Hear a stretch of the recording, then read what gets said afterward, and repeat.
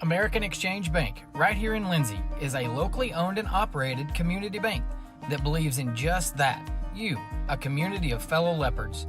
We love our customers. We feel very grateful for each one. So if you are looking for a safe place to put your money, need help achieving that next dream project, or are simply looking for a different banking experience, give us a call at 405-756-3101. We look forward to serving you each day. Member FDIC and Equal Housing Lender.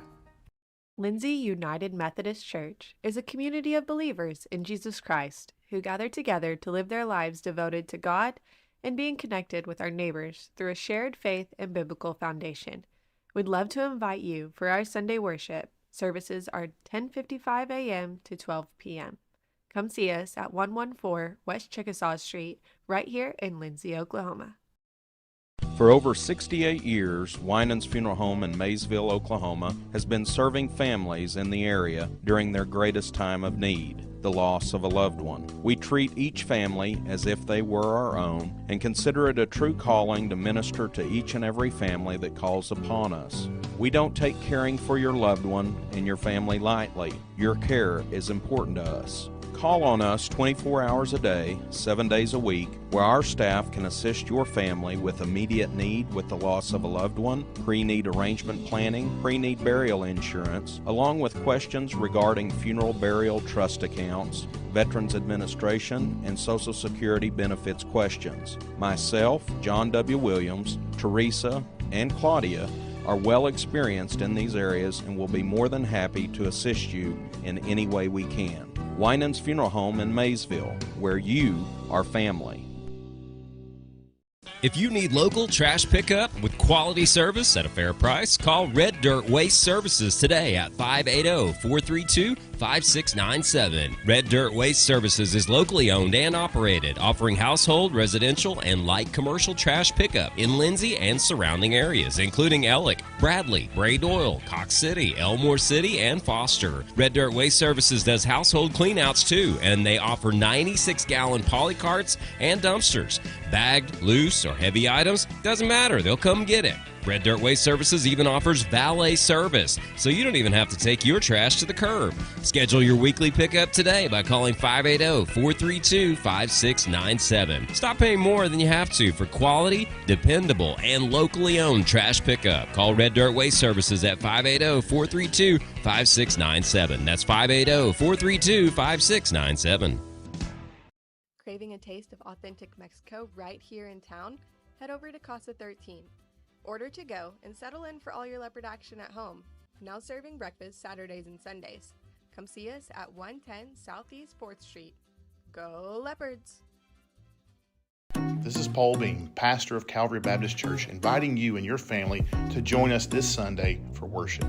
Bible study classes begin at 9:30 a.m. and worship follows at 10:45 a.m.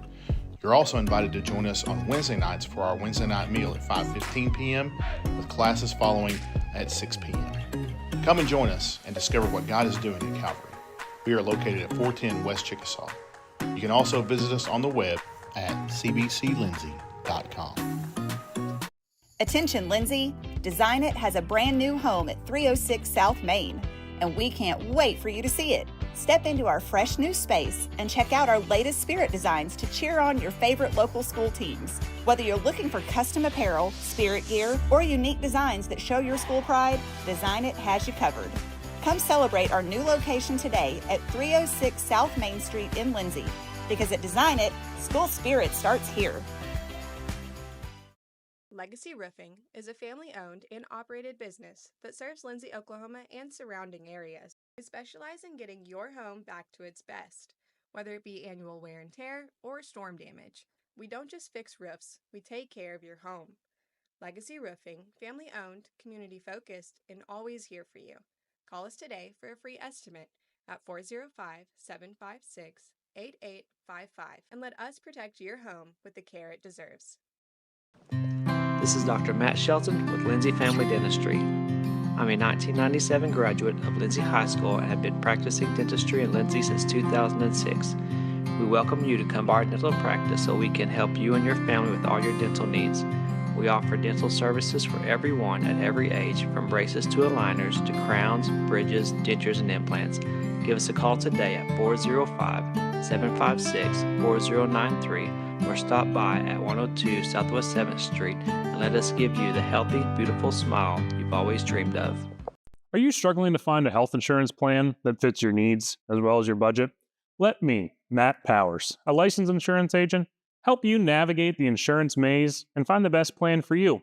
Together, we'll search a variety of plans from nationally recognized carriers at no cost to you. We can talk over the phone or in person. Why stress or wonder if you're choosing the right plan when I can help you for free? Call today and let me help you.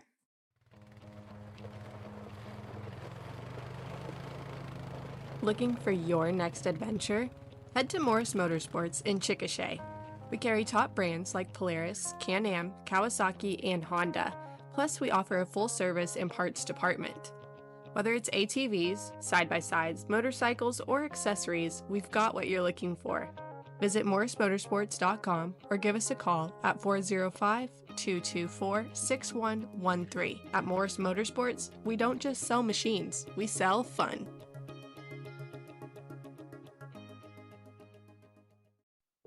Sharon's Beauty Salon is your hometown stop for all of your salon needs. Give us a call or come by the salon to make an appointment. Go Leopards! A friend is someone who knows where you came from. Someone who always shows up when you need them. Hey, Ben.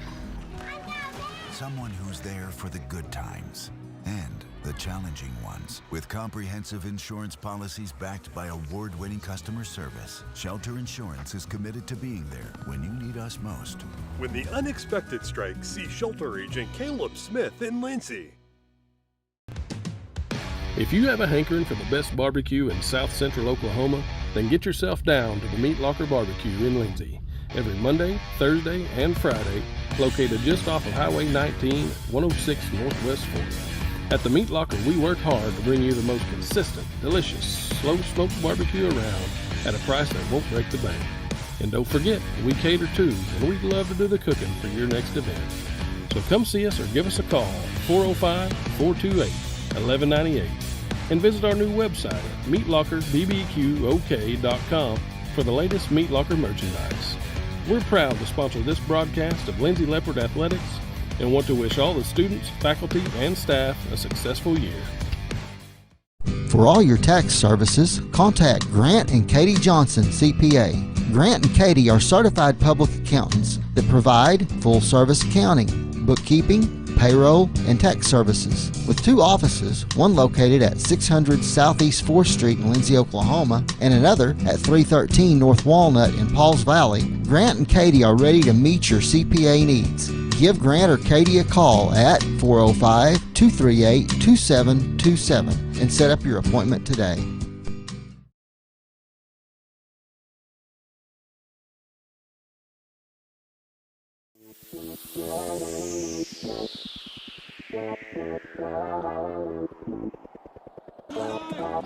Hernandez goes baseline, sends it all the way to Russell, right corner, 3 on the way. Good! Hernandez and that falls down again. Out rebounded. I hope Leopard takes 6 on the night to lead the way on the glass for Leopard in Falls Valley. Yeah, give it. Hernandez, Cameron drives the lane, takes Hastings in, got him in the air, put it up and in.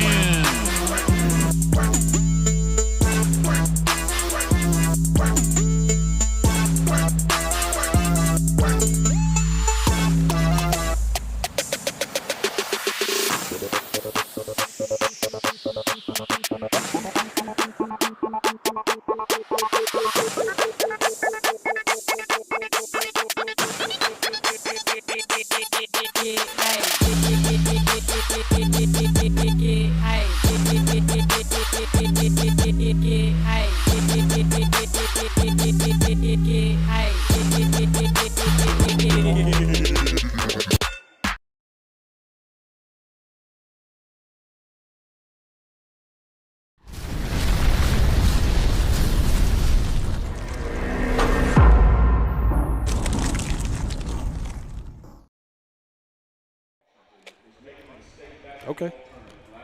Hey, good evening, everyone, and welcome to the Warrior Event Center here in Washington, Oklahoma. We get set for Friday night basketball action. The Leopards and Leopardettes on the road to face the Warriors and Lady Warriors of Washington High School. My name is Greg Peary. Glad that you have joined us for this broadcast of Lindsay High School basketball presented by the American Exchange Bank here on KBLP Live.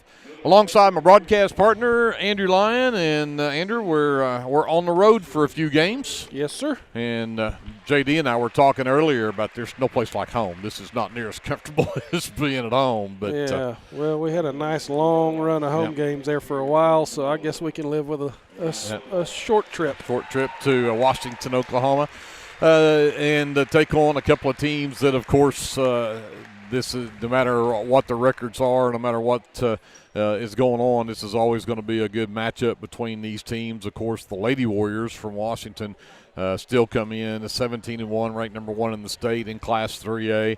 The Washington boys come in just 6-12. They played at Chickasha back on a Tuesday night, and the Lady Warriors came out of that with a 60-36 win over the number 7 ranked Lady Chicks. There in Chickasha, the boys lost to Chickasha 57-40. That was the last time these two Washington teams were on the floor. But for the Leopards and Leopardettes, this has been a busy week of basketball. Played Marlowe on Tuesday night. Saw the girls come up short in that one, a close game. Saw the boys lose one in overtime, just their second loss of the season. And a very, very tight contested game. And on a high-low game, we hit a 3 with 2 minutes to go in the game and tie it up, send it to overtime. You get into overtime, and with 4.5 seconds left, Creed Taylor steps up, knocks down 3 free throws. You got a 1-point lead. You think you got it in the bag, and Marlowe found the right guy at the right time to put it in at the buzzer. You lose that one by 1, so you have that tough loss on Tuesday night. And you still got to go to Little Axe on Wednesday and play in the championship game over there against the 11th-ranked team in 2A, for the boys anyway, and the Christian Heritage. And you end up with a loss in that one. And so now you've got 3 losses on the season, and now you got to come play Washington. I mean, for the boys, this has been it's been a rough week. But for the girls came away with the championship over at Little Axe, so congrats to them. A 3-point win over there for them in that championship game. 14-point win, excuse me, for the girls over there. And I've got my papers here in front of me. I just didn't get them in place of me. 52-38, the Leopardettes with the win over there. 13 from Abby Dodson, had 3 threes in the ball game. 3 threes on the night from Brecken Klein. 4 threes on the night for Brecken Klein, as she finished with 12. 7 apiece from Gracie Bray and J.C. Anderson. And, again, a really good night for the Leopardettes to come away with a championship over there against Christian Heritage. And, again, the Leopardettes, just every single game proved to us that there is no quit. They've lost. When they lost to Marisol, you go out there and look, well, you lost your starting point guard. Now what do you do? Yeah. And they've done nothing but prove that they can still play. Absolutely. Early in the season, it's no secret, a few struggles to overcome. Didn't start off really well. Took some losses on the chin, but have scrapped and fought and just kept playing, kept getting better. And I've said it all along. They're a couple of good plays away from turning the corner. And then again, the Marisol thing. We didn't have Brecken early. We didn't have Hassler early. We lost JC for a few games. And so really hurting, really reeling, and back and healthy, of course, now, aside from Marisol, who we probably won't see for the rest of the season, unfortunately. But the girls just keep getting better, man, and I've been so proud of them. I'm so happy they were able to come home with the championship plaque from that Little Axe tournament. I know they're excited, and they're kind of going to be tested here on the tail end of the season, starting here with this tough test in Washington tonight. But, coming into this game off of a high like that with some confidence, you got to think that it helps in a game like this. And, hopefully the Lindsay Leopardettes can make a ball game of it tonight. Well, and you probably catch a Washington team that's going, it's Lindsay. Yeah. We're number one. Yeah, and you do. Sometimes all the coaches and the girls will always say, we never look over any team. We never overlook another team. You play every game as though it's critical. But in the back of their minds they're going, oh, this is Lindsay. They're just 8-12. We beat them 30 the last time we played them. It's no big deal. So, again, you really kind of hope you catch them on a night that they're off, that they're not really that focused, and the Leopardettes are going to be focused. They're going to be ready to play. Yep. So I hope that's the case. I also hope that they're not tired because it has been a big week of basketball and some back-to-back basketball nights this week. And so that is hard to do, play 3-4 games in a week and have your legs underneath you all night. But I think they'll come in here with some confidence tonight. At least I hope they do. And I'd love to make a good ball game out of this. Absolutely. Whatever the end result is, if we can play a good hard ball game, I'm happy.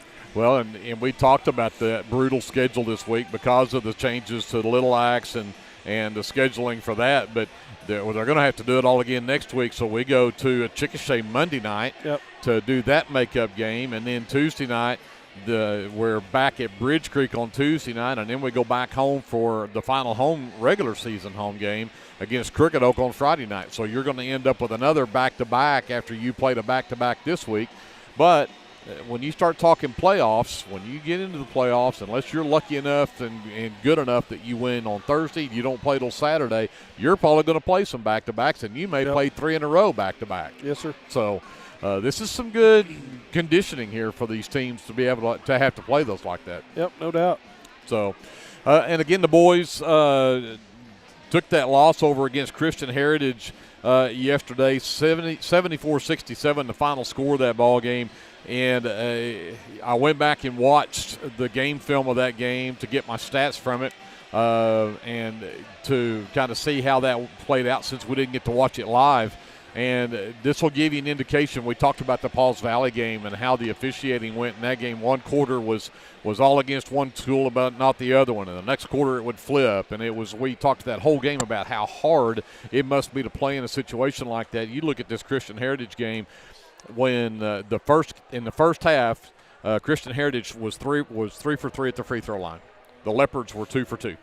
So they shot combined 5 free throws in the first half of basketball. Uh-huh. In the second half, or let's just say for the game, there were 45 free throws shot. Oh, wow. So 40 free throws that were attempted in the second half. And so when you look at what they didn't call in the first half, now they're suddenly calling in the second half. And even watching the game film, it was still very inconsistent. You'd see a guy, Gus, would go up for a shot inside and have 3 guys hanging on him, and they wouldn't call anything. But then you'd go back out and Gus Armando may be driving the lane and you get a hand check, they'd call a foul. And they might call it on one end but not call it on the other. But the next trip down the floor, it would be just the opposite. It was very frustrating to watch. I can imagine how frustrating it was to play in. Yeah. And the Leopards did not play well by any stretch. They ended up 40% from the field, 23 of 57 overall. They were almost 44% from 2-point. But 9 of 25 from 3, and all 9 of those threes belonged to Creed Taylor. Creed was 9 of 18 from the 3-point line. Shot 50%, but still had 9 threes, finished with 32 points in that game. And then 10 points from Isaac Cameron and also 10 from Gus Torres. Here's what really I think hurt the Leopardettes, even though Armando finished with 9 himself. But Hunter Russell was 1 for 8 from the field. And he finishes with 2 points in the game. The Leopards were 12 of 19 from the free throw line. You get outscored by 6 at the free throw line as Christian Heritage shot 18 of 25 from the free throw line. Leopards were 12 of 19. The rest of the scoring was almost dead even. So really you lose that game by 7 points. You were outscored 6 at the free throw line. And that's really was the story of the game. So and just of note, I think, I don't know how much it affected Russell in that game Wednesday night, but you recall he rolled that ankle the previous night against Marlowe there toward the end, right at the end, in fact. And I do know that he's favoring that ankle a little bit, so don't tell Washington players that. That's maybe right. Maybe they won't be listening. But that is something that I think he was battling and maybe continues to battle tonight. We hope that it doesn't affect him too much, because we certainly need him and certainly need his defense.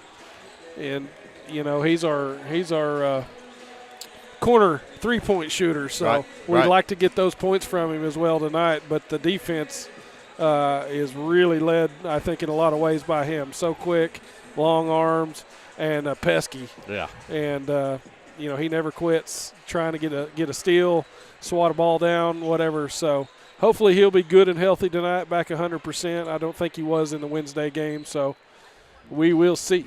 Yeah, and I had not considered that. Very well could have been a lot to do with that. I will say this, the JV boys, hey, hats off to those guys. They trailed that game. I mean, I think Washington scored 13 points before the Leopards ever put a point on the board. And then the Leopards came back and climbed back in it, but I think it was 13-10 or something like that. The Leopards went on a long run there. Mm-hmm. But the Leopards down the stretch ended up pulling that to make a 2-point game out of it with just like a minute to go in the game, and came down to some fouls and the free throws. But that being said, the Leopards, I don't know how many wide open threes and wide open layups that they had that did not fall. I said, I hope the rims are a whole lot kinder to the varsity teams than they were to the JV. Well, and that's been something that's affected us in the last couple of games. In that home game versus Marlowe, I don't know how many shots we had under the rim, layups and short shots that just rolled around the rim, just would not go down. And those are balls that we usually make. And, man, that makes a difference if you're not getting that stuff to go, because that's where we make our money a lot of the time. Very true. Well, about 7.5 minutes away from tip-off here, so let's send it over to JD. We'll take a timeout. Here's some words from our fine sponsors of Lindsay Leopardette Basketball. We'll come back with more from the Warrior Event Center here in Washington right after this timeout on KBLP Live. For all your construction needs, give Brad Taylor a call with B&S Construction at 1-405-428-0039. B&S Construction specializes in concrete pads, sidewalks, and metal buildings of all sizes. Call Brad today for a free estimate. The crew at B&S Construction would like to wish the Leopards a safe and successful season. Go Lindsay!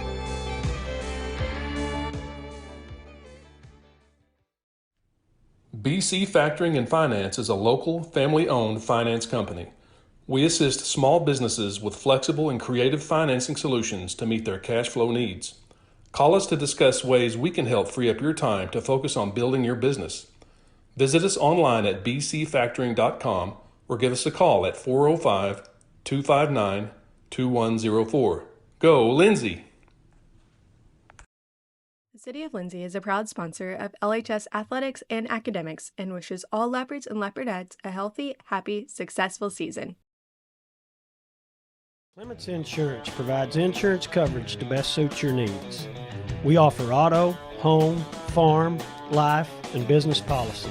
Come by 109 West Chickasaw or call 405-756-2253. Clements Insurance is carrying on the tradition to satisfy you. So come see me, Keith, or Beth. Go Lindsay.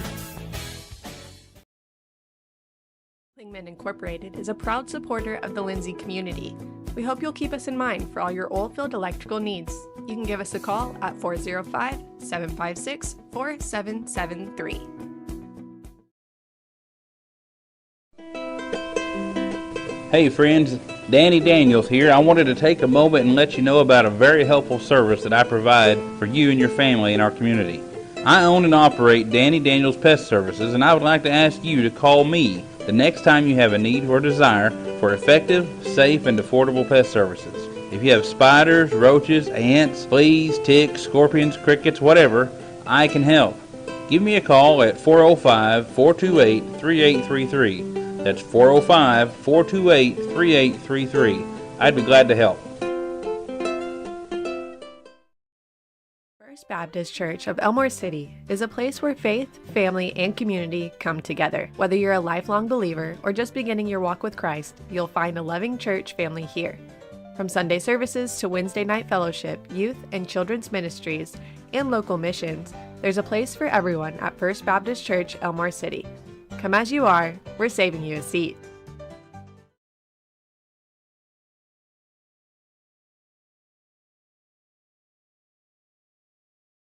El Unico Taco Truck is ready to curb your hunger. The traveling taco truck has locations in Lindsay and Blanchard and is available for catering services.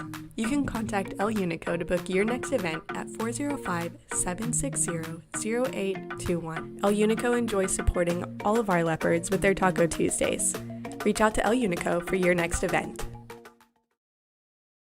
For all your tax services, contact Grant and Katie Johnson, CPA. Grant and Katie are certified public accountants that provide full-service accounting, bookkeeping, payroll, and tax services. With 2 offices, one located at 600 Southeast 4th Street in Lindsay, Oklahoma, and another at 313 North Walnut in Pauls Valley, Grant and Katie are ready to meet your CPA needs.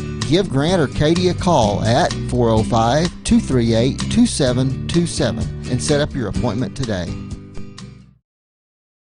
Get your game day, or any day, off to a great start with Hot Mess Coffee at 213 South Main in Lindsay. Hot Mess Coffee Co. offers coffees, lattes, teas, and other tasty beverages, plus great food, too. Good luck to the Lindsay Leopards from Hot Mess Coffee Co. and Java House Realty at 213 South Main in Lindsay. Hey, Lindsay community. My name is Christian Torres, and I am the minister for the Lindsay Church of Christ. We would like to invite you to come and worship with us on Sundays at 10:45 a.m. and Wednesdays at 7 p.m. We're located at 1205 West Cherokee Street.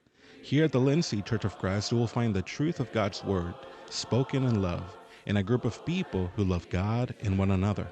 Do you have a Bible question? Well, we have a Bible answer. Come and worship with us and be edified at the Lindsay Church of Christ. Lindsay Municipal Hospital is dedicated to providing quality service to our local community, and we're wishing our Leopards and Leopardettes a healthy and successful basketball season. Go Leopards! Hey Leopard fans, this is Nick Johnson from First Baptist Church Lindsay.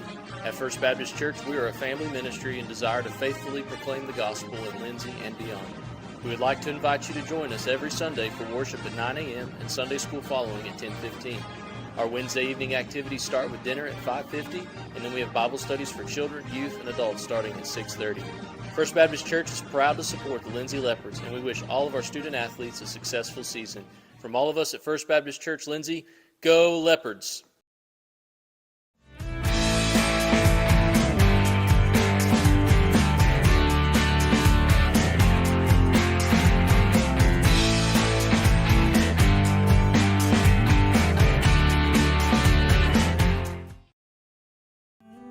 Capturing all your special moments is such a blessing to me, from running down the ball field to walking down the aisle.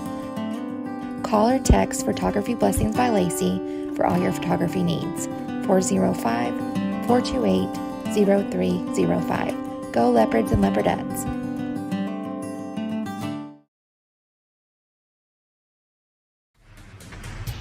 At Rural Electric Cooperative, we're committed to providing electric power and opportunity to the many areas our members call home.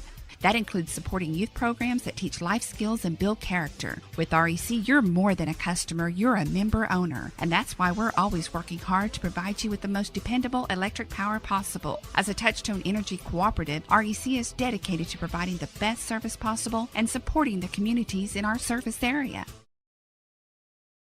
Sooner Valve Repair in Lindsay would like to wish the Lindsay Leopards and Leopardettes all the best during this season. When in need of a valve repair, come by Sooner Valve Repair at 106 Southwest 9th Street in Lindsay, Oklahoma, or call 405-756-1599. Good luck, Leopards, from Sooner Valve Repair in Lindsay.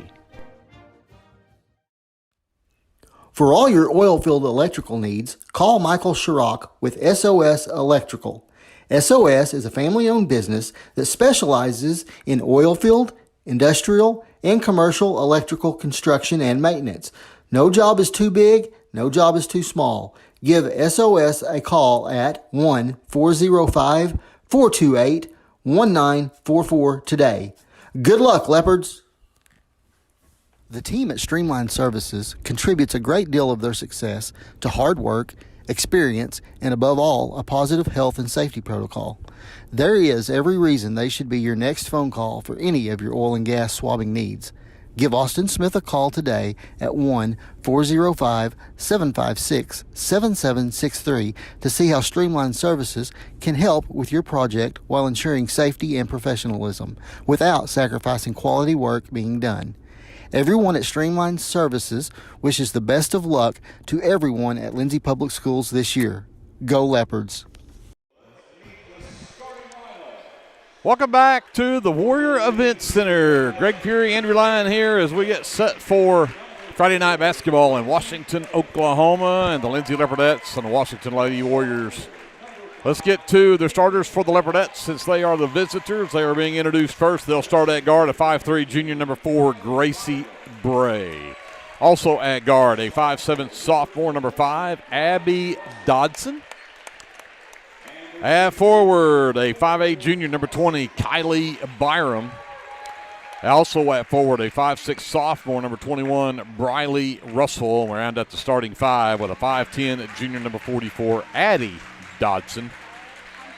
Leopardettes come in 8-12 on the season. Head coach for the Leopardettes is Jacob Russell. He is assisted by Johnny Dodd.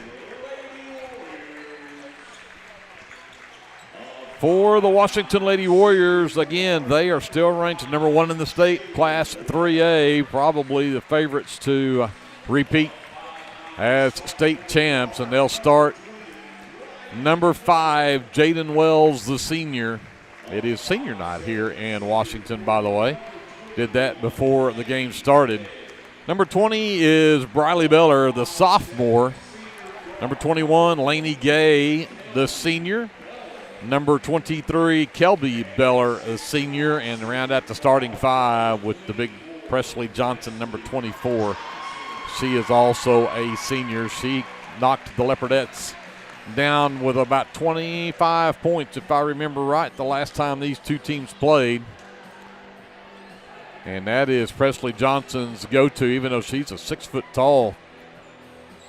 You would think post player, they send her out to the wing in the corner because she is dead-eye from 3.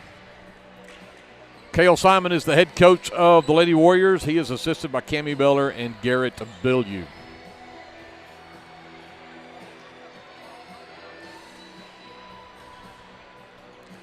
So Johnson will match up against Kylie Byram to get this one tipped off. The Leopardettes had already set up on defense. They kind of have predicted how this tip's probably going to go.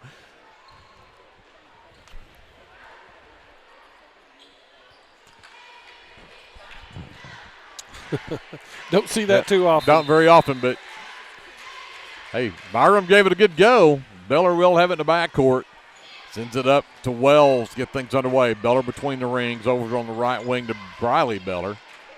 Back over to Johnson, three from the corner, bounces off the rim a couple of times, got her own miss and put it back in. Didn't get the 3 to go, but she got the follow on the 2. Full court pressure from the Lady Warriors. Leopardettes break it, but Abby has it right wing. Tried to go to the corner, and they're going to say Abby was the last to touch it. And the Leopardettes start with a turnover on offense.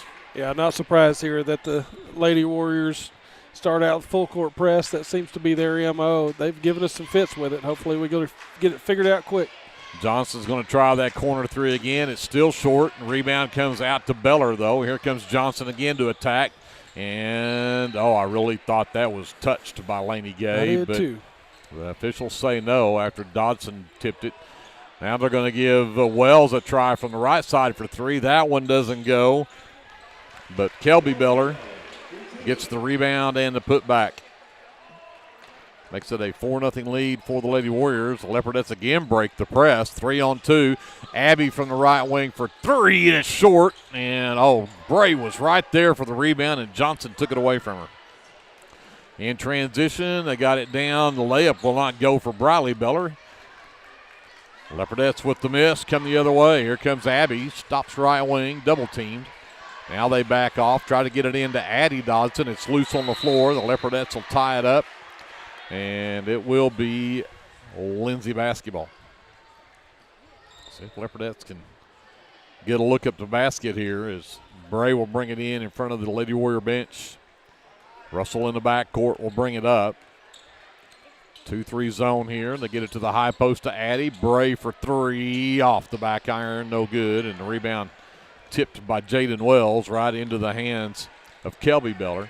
Johnson from the corner run off the line. Sends it back up top to Wells. Back to Kelby. Into the corner. Johnson for three. Still can't find one from out there. Byram with the miss. Pushes the other way. Gets it into the lane. Gets it out to Abby. Out between the circles for Bray. Bray drives down, gives it to Addie at the free throw line. It's blocked, but foul will be called on Jaden Wells. And Wells will pick up the first foul of the ballgame. Addie Dodson will head to the free throw line.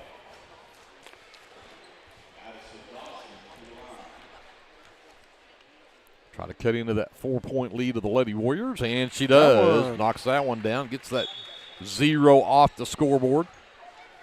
Wells will check out. Number 12, Eternity Self, the sophomore, checks in for the Lady Warriors.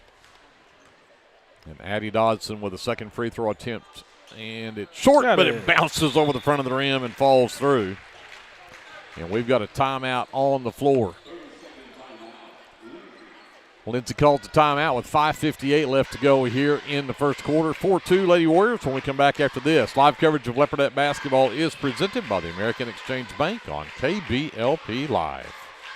Are you tired of doing laundry? Give Sunshine Suds a call and let them do it for you. Sunshine Suds will wash and fold your clothes, and they also offer dry cleaning. Sunshine Suds also does quilting and alterations. Load up that laundry basket and head to Sunshine Suds, located at 107 Southwest 2nd Street in Lindsay, Oklahoma, or give them a call at 405-756-2850.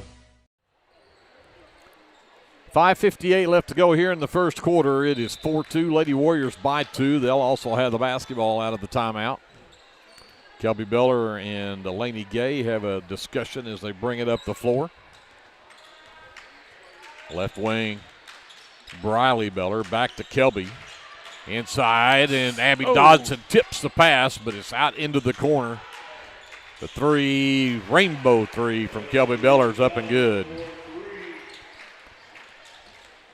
We don't need those to start falling. No. 7-2. Lady Warriors lead. Abby to Addie at the free throw line. Addie, that one goes. 15-footer. Leopardettes back within a possession. 7-4. Kelby working back around to Johnson left side to the left elbow. Kelby underneath. Got it to Self, and Self gets an easy one under the basket. Again, the Leopardettes break the press and have a 3-on-2. Dodson up top. Russell for three. Oh, can't get it to drop. Briley Beller comes down with it for the Lady Warriors. Picked up by Bray. Kelby into the left corner. Johnson's going to keep shooting that three from that corner until she gets it to go. And Bray tipped the rebound right to Addie Dodson. Come the Leopardettes. Byram to Bray, left wing, three on the way, back iron, rebound, Eternity Self. Here comes Kelby the other way, into the lane again. Good. Great hustle. Addie Dodson knocks it out of bounds. It's 9-4 Lady Warriors, 4:27 left here in the first. Johnson under her own basket to bring it in. Lob it to the right elbow. Jumper too strong, but a rebound from Self puts it back up and in. And timeout called by the Leopardettes. Nope, that one called by Washington. 11-4 Lady Warriors. We'll come back after this timeout. This is Leopardette basketball presented by the American Exchange Bank on KBLP Live. A small business needing a little creative pick-me-up? Do you need to refresh your business cards or looking for a new logo? Is your business Facebook page still using photos from 2019? Tailored Creative Services offers services for logo design, business cards, photography, videography, and pretty much everything in between. Find me on Facebook at Tailored Creative Services, and let's talk about your next project. Well, Addie Dodson has all 4 of the Leopardette points. They trail 11-4 to the number 1 team in the state. But they've had their looks, Andrew. We were just talking off the air. If we could get something to fall, this might be a whole different ballgame already. Yeah, we're handling the press a lot better than we have in the past, and getting some looks down here. If we get something to fall, we're not too bad shape. Get it back to Russell. Russell across to Addie. Addie for 3. Off and last and good. I think that might have been a long 2, but they're going to call it a 3. We'll take it 11-7. Leopardettes back within 4, and Addie Dodson has all 7 of the Leopardettes points. Up top, work it back around to Johnson. Skip it back to Briley Beller, right wing. Drives baseline, double team. Jumper is short, and rebound to Abby Dodson. And she will wait for the troops. Pass is tipped, but out of bounds. Briley Beller the last to touch it. So Leopardettes with the ball, down by 4.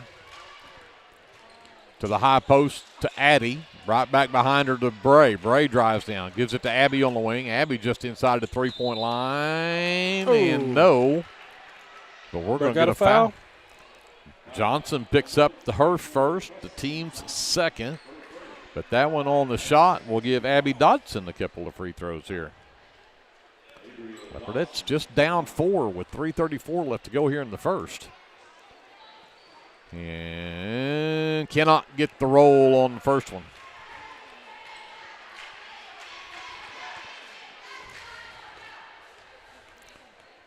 Abby sends the second one on the way. Too short with the first one, too long with the second. And we're going to get a foul from Addie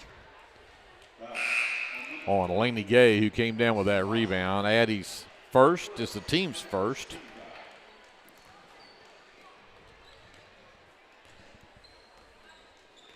Lady Warriors bring it up.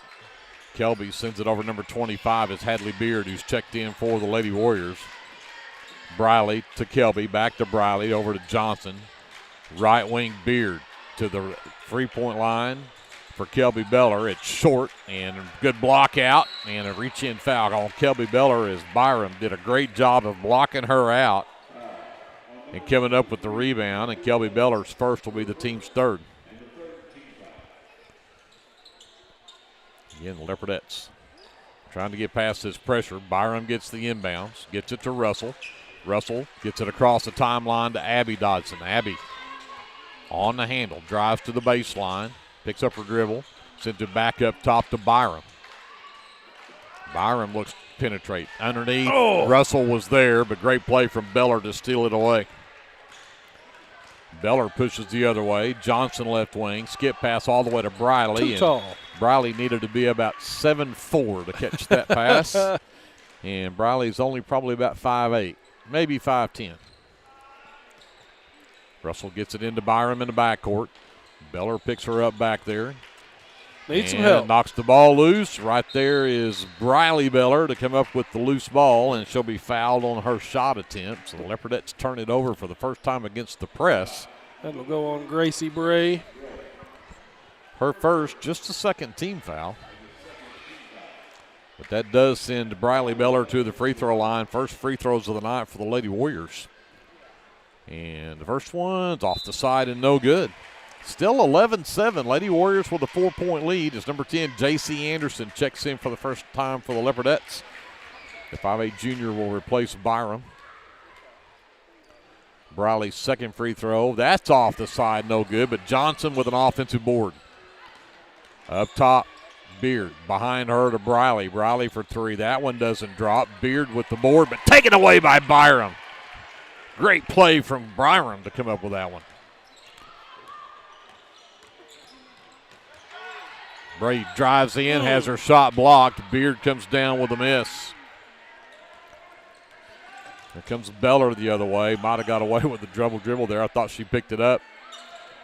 Into the right corner for Briley. Kelby at the elbow, right side. Again, does everything but go down for her, but there's another rebound and putback from Eternity's Self. There's Self again. She's good on those second chance points, isn't she?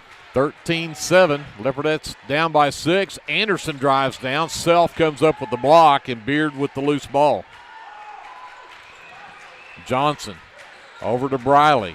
to Beard. Looks to drive in, can't get around Bray. Gives it back over to Briley. Beard around to Kelby into the left corner. Johnson's going to try that three again. Finally got it to go. Just her 5th point of the game, but it gives the Lady Warriors a 9-point lead with 1:25 left. Subs in for the Lady Warriors as Wells returns. Number 14, Aubrey Clary, the junior, checks in. And along with number 22, Harper Johnson, the sophomore. So Clary picks up Russell in the backcourt, gets across the timeline, the backdoor cut from Abby. Good pass. Couldn't hang on to the pass, but it goes off the foot of Wells. The Leopardettes get a break. Good find down there. Kind of had to thread the needle to get it down to Dodson. Russell to inbounds. Russell gets it from Bray off the inbounds, and then Wells tips the pass away from Dodson. Stays with the Leopardettes. So Bray will try it again. And I need to apologize to J.C. Anderson. She was the one that came away with that big rebound a while ago, and I gave the credit to Byram, who was not even in the game.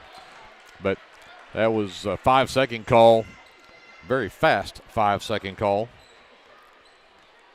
Leopardettes with their 4th turnover. Briley to Wells. Back right wing goes over to Harper Johnson. Back up top to Wells. Back to Kelby on the right wing. Quickly to short corner Beard. To the elbow. Ball is loose on the floor. Can't come up with it, though. Clary gets a look at 3. Knocks it down from the left wing. This is a 8-0 run for the Lady Warriors. They now lead at 19-7. And Abby Dodson looks to answer. It's short. Wells with the miss. Here comes Kelby the other way. Clary right wing. Sends it back up between the circles to Wells. Over to Beller. Down low to Beard. Got around Abby. Sent it out to Beller. Back over to the left corner. 3 ball from Harper Johnson. Up and good. And the Lady Warriors have found the 3 ball, and it is getting out of hand here. Leopardettes down by 15. 10 seconds left in the quarter. Russell turns it over again. Johnson out to Wells. 3 on the way. No. Russell with the rebound, and that'll do it for the first quarter. Leopardettes were within 4 at 11-7, and an 11-0 run gives Lady Warriors a 15-point lead at the end of 1. We'll take a timeout. We'll come back with more Leopardette basketball presented by the American Exchange Bank after this timeout on KBLP Live. T&W Tire is a family-owned, full-service commercial tire company. As a leader in auto repair, T&W is more than just tires. Our highly qualified mechanics can get you back on the road no matter what you drive. We also specialize in serving the tire needs of commercial fleets, oil and gas, construction equipment, and a variety of industrial applications. So for your automotive needs, look no further than T&W Tire, located at 410 Southeast 4th in Lindsay, Oklahoma, or look up one of our many locations on tnwtire.com.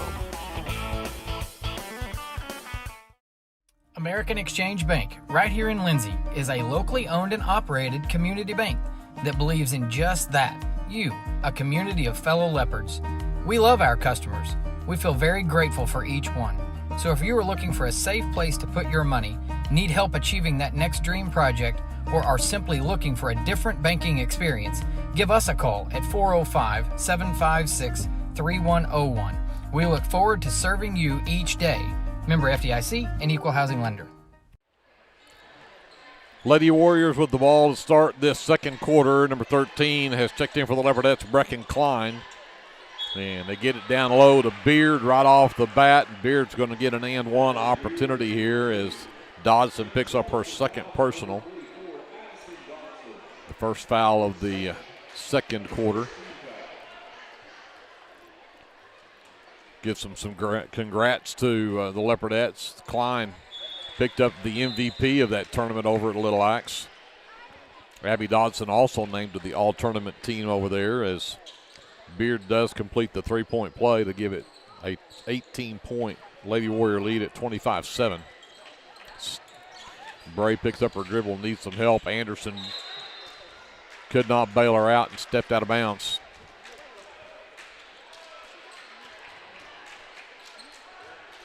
Give the Lady Warriors the ball back as Harper Johnson will inbound to Kelby Beller. Wells gets it right wing. Back to Beller left side. Back to Wells, top of the key, picked up by Klein. Back over to Beller, into the left corner for Harper Johnson. Working back around to Clary on the right wing. Behind her to Kelby. Johnson quickly down low, and Beard got another easy one. 20-point Lady Warrior lead, 27-7, and we haven't even played a minute here in the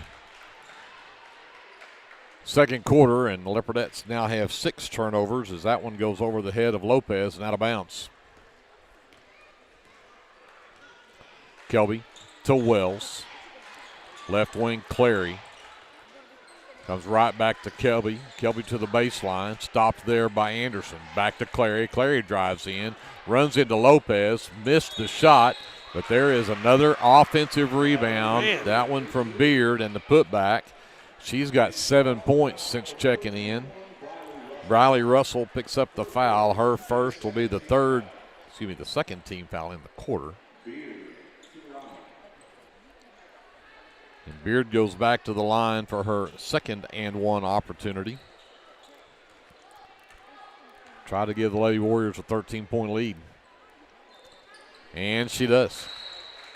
8 points in the quarter from Hadley Beard, the freshman. Makes it 30-7, and this is now an extended 19-0 run for the Lady Warriors going back into that first quarter. Byron trying to get away from Harper Johnson. The pass is tipped, but Lopez comes up with it. Gets it into the corner to Anderson, down the baseline, and Presley Johnson,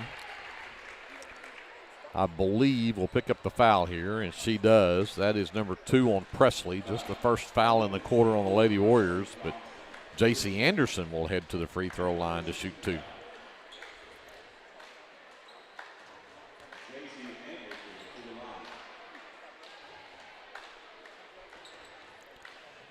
Some kind of foreign object on the floor.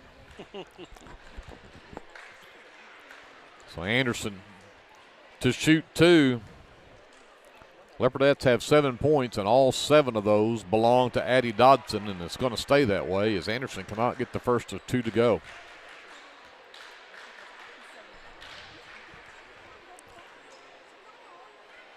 JC sets up for her second one, and that one won't go either. Lopez tried to get that rebound, but it ends up in the hands of Laney Gay. Quickly ahead to Clary left wing. Back up top.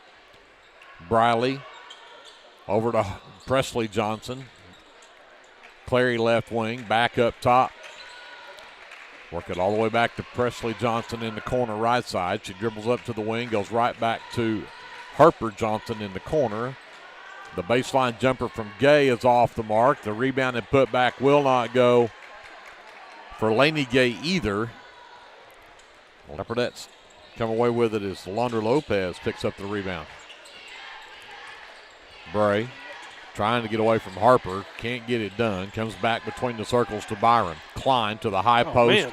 Knocked away from Lopez. It's loose on the floor and out of bounds. Last touched by Harper Johnson. It'll be Leopardette basketball. Looked to me like Alondra took maybe an elbow to the face right there. A lot of contact. Bray again races the other way. Cut off by Johnson. Got it to Lopez. Lopez back between the circles to Byron. Anderson left wing. Stopped by Johnson. Back to Byron. Byron penetrates down. Pass was tipped, and Leopardettes with their 7th turnover. Clary will push it up the right side, gives it over to Briley. Quickly in the left corner, Presley for 3. That one goes in. She's on. She found that stroke after missing the first 3 or 4 over there. 33-7. 22-0 run for the Lady Warriors. Into the corner, pass again tipped. Stays with the Leopardettes. Self will return. Clary will sit for the Lady Warriors. Abby Dodson is back in, replaces Klein. And Russell also returns for the Leopardettes. Byram gets the breather. Brader inbounds, gets it to Russell on the left wing, gets around to Lopez screen, gets to the free throw line, sends it to Bray right corner, wide open for three. It would not go. Hustled for the rebound, Great but hustle. could not save it. Tell you what, man, we've had opportunities, cannot get that rock to fall through the net. I tell you what. They said that JV boys, I didn't see the JV girls, the JV boys definitely had trouble getting it to go. And Harper in the corner, run off the line, sends it back out to the wing, now to the top of the key to Briley. Back to Johnson. Let's see if she still got it. She does. Still got it. Third three on the night. She's got 14, and it's 36-7. And again, Addie Dodson has all 7 of those Leopardettes points from the first quarter, and there's turnover number 9. Presley to Harper in the corner, back to Presley, sip it to Briley. Gay on the right wing. Covered up there by Russell. Comes back to Briley to Presley. Skip it back to Gay on the right side. Can't get around Russell. They work it quickly back the other way, and Harper Johnson lost it out of bounds. It's just the second turnover on the Lady Warriors. Hassler checked in for Gracie Bray.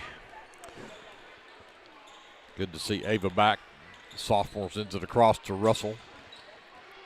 Russell to Lopez at the elbow, goes baseline, gets tied up, and the possession arrow stays with the Leopardettes. So I think they're trying to figure out where are we bringing it in and who's bringing it in. Finally, Anderson will step out. Bray usually does that. Bray's not in the game. Got it in there. Russell can't get it to go. Self with her 4th rebound.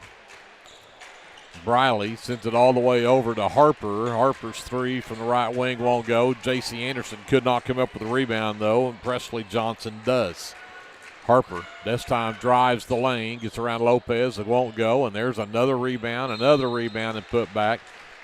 As Eternity Self's making a living under the basket. That's her 6th rebound, and this time she's fouled on the putback attempt and will go to the line. Briley Russell's 2nd personal is the 3rd team foul. And Self cannot get that free throw to go. Beard and Kelby Beller return. Harper Johnson and Lainey Gay check out. Self back at the free throw line with her 2nd free throw attempt. And that one won't go either, but there is Beard with a rebound and the putback. Had to bounce a couple of times first. She's got 10 all in this quarter. It's a 38-7 ball game. 3:05 left to go here in the first half. Russell drives down, covered by Beard, goes back out in the corner to Abby. Abby gets around to Briley. Goes right, comes back left, picks up her dribble, got it to Russell, to the high post, Lopez, out to Hassler. Hassler's pass is batted right back at her. The Leopardettes have 10 turnovers. Briley pushes the other way. Presley stops, goes to the corner, back to Briley, to Kelby up top. Again, they work it back into the corner. The 3 this time off the mark from Presley, but Kelby Beller has the backside rebound. Shot in the lane won't go, and Lopez will claim that for the Leopardettes, and we're going to have a timeout called by the Leopardettes with 2:25 left to go here in the first half. 38-7, a 27-0 run for the Lady Warriors going back into that first quarter. We'll come back after this. This is Leopardette basketball presented by the American Exchange Bank on KBLP Live. Lindsay United Methodist Church is a community of believers in Jesus Christ who gather together to live their lives devoted to God and being connected with our neighbors through a shared faith and biblical foundation. We'd love to invite you for our Sunday worship. Services are 10:55 a.m. to 12 p.m. Come see us at 114 West Chickasaw Street, right here in Lindsay, Oklahoma. 2:25 left to go here in the first half, and in Leopardettes for half of the first quarter were stride for stride with the Lady Warriors, but since then it is 27-zip. Lady Warriors have outscored the Leopardettes It was 11-7, and it's now 38-7. Russell pushes it up, splits a double team, goes down low. Oh. Anderson was leaving the lane open for her, and she thought Anderson was going to drive in, and that's turnover number 11.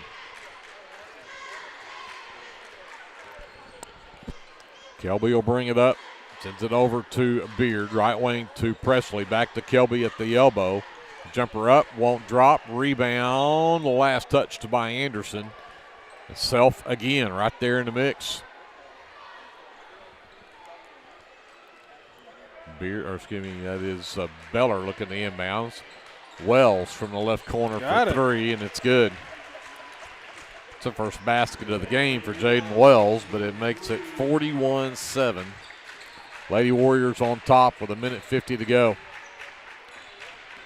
Russell out to Abby. Abby reverses. Goes back to her right hand.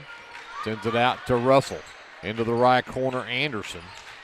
Had her pass tipped out of bounds by Wells. Stays with the Leopardettes.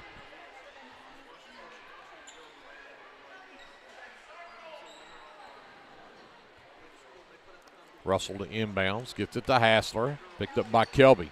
Hassler reverses. Comes back to Russell. They double team her. She gets to the left elbow. Runner is short. Air ball out of bounds. And Leopardettes turn it over again. 41-7. Lady Warriors with the lead. 1:25 left to go here in the half as Kelby brings it up. Drives, sends it out to Presley. Three, this time too strong. Russell with the backside rebound. Pushes it up the middle of the floor. Sends it over into the right corner for Abby Dodson, and I'm not sure if Abby was 7'3", she could have caught that one. But again, the Leopardettes just trying almost too hard now when you've got this going on. Yeah, that's the deal. They're frustrated trying to make something happen and out of sync. Kelby dumps it into Self. Self can't get the reverse to go. It's out of bounds. Self the last to touch it. It'll be Leopardette basketball off of just the third turnover on the Lady Warriors. Briley Beller checks back into the game. Self checks out. And we are under a minute to go here in the first half as Russell brings the ball up the floor. Gives it up for Hassler. Hassler from the free throw line rattles in but comes out. Kelby Beller with the miss, races up the floor, sends it to Briley. Back up top, Wells for three. Rims out, no good. Beard another rebound. And then Presley from the right wing with her fourth three of the game. 44-7. The run continues for the Lady Warriors. We'll get down to 15 seconds left to go here in the half. Anderson out to Dodson. Abby has the pocket picked by Kelby Beller. Oh, and then a foul there by Abby Dodson. Trying to get that ball back. A little shoulder bump. So Abby picks up her fourth team foul, so no free throws here with 8 seconds left in the half. And they'll roll it out to Kelby. Over in the right side, dump it down low to Johnson. Off the top of the backboard, the rim, it won't go. But Washington will finish the first half on a 33-0 run to take a 37-point lead into the locker room. We'll take a timeout. We'll come back to the Warrior Event Center right after this. We'll have your American Exchange Bank halftime show and your officially unofficial stats here on KBLP Live. For over 68 years, Winans Funeral Home in Maysville, Oklahoma, has been serving families in the area during their greatest time of need, the loss of a loved one. We treat each family as if they were our own and consider it a true calling to minister to each and every family that calls upon us. We don't take caring for your loved one and your family lightly. Your care is important to us. Call on us 24 hours a day, 7 days a week, where our staff can assist your family with immediate need with the loss of a loved one, pre-need arrangement planning, pre-need burial insurance, along with questions regarding funeral burial trust accounts, Veterans Administration, and Social Security benefits questions. Myself, John W. Williams, Teresa, and Claudia are well experienced in these areas and will be more than happy to assist you in any way we can. Winans Funeral Home in Maysville, where you are family. If you need local trash pickup with quality service at a fair price, call Red Dirt Waste Services today at 580-432-5697. Red Dirt Waste Services is locally owned and operated, offering household, residential, and light commercial trash pickup in Lindsay and surrounding areas, including Ellick, Bradley, Bray Doyle, Cox City, Elmore City, and Foster. Red Dirt Waste Services does household cleanouts too, and they offer 96-gallon poly carts and dumpsters. Bagged, loose, or heavy items, doesn't matter, they'll come get it. Red Dirt Waste Services even offers valet service, so you don't even have to take your trash to the curb. Schedule your weekly pickup today by calling 580-432-5697. Stop paying more than you have to for quality, dependable, and locally owned trash pickup. Call Red Dirt Waste Services at 580-432-5697. That's 580-432-5697. Craving a taste of authentic Mexico right here in town? Head over to Casa 13. Order to go and settle in for all your leopard action at home. Now serving breakfast Saturdays and Sundays. Come see us at 110 Southeast 4th Street. Go Leopards! This is Paul Bean, pastor of Calvary Baptist Church, inviting you and your family to join us this Sunday for worship. Bible study classes begin at 9:30 a.m. and worship follows at 10:45 a.m. You're also invited to join us on Wednesday nights for our Wednesday night meal at 5:15 p.m. with classes following at 6 p.m. Come and join us and discover what God is doing at Calvary. We are located at 410 West Chickasaw. You can also visit us on the web at cbclindsay.com. Attention Lindsay, Design It has a brand new home at 306 South Main, and we can't wait for you to see it. Step into our fresh new space and check out our latest spirit designs to cheer on your favorite local school teams. Whether you're looking for custom apparel, spirit gear, or unique designs that show your school pride, Design It has you covered. Come celebrate our new location today at 306 South Main Street in Lindsay, because at Design It, school spirit starts here. Legacy Roofing is a family-owned and operated business that serves Lindsay, Oklahoma and surrounding areas. We specialize in getting your home back to its best, whether it be annual wear and tear or storm damage. We don't just fix roofs, we take care of your home. Legacy Roofing, family-owned, community-focused, and always here for you. Call us today for a free estimate at 405-756-8855 and let us protect your home with the care it deserves. This is Dr. Matt Shelton with Lindsay Family Dentistry. I'm a 1997 graduate of Lindsay High School and have been practicing dentistry in Lindsay since 2006. We welcome you to come by our dental practice so we can help you and your family with all your dental needs. We offer dental services for everyone at every age, from braces to aligners to crowns, bridges, dentures, and implants. Give us a call today at 405-756-4093 or stop by at 102 Southwest 7th Street and let us give you the healthy, beautiful smile you've always dreamed of. Are you struggling to find a health insurance plan that fits your needs as well as your budget? Let me, Matt Powers, a licensed insurance agent, help you navigate the insurance maze and find the best plan for you. Together, we'll search a variety of plans from nationally recognized carriers at no cost to you. We can talk over the phone or in person.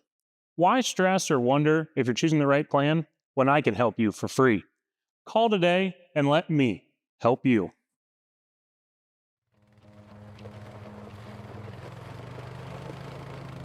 Looking for your next adventure?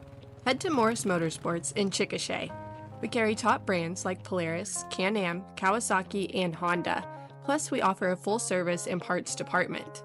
Whether it's ATVs, side-by-sides, motorcycles, or accessories, we've got what you're looking for. Visit morrismotorsports.com or give us a call at 405-224-6113. At Morris Motorsports, we don't just sell machines, we sell fun.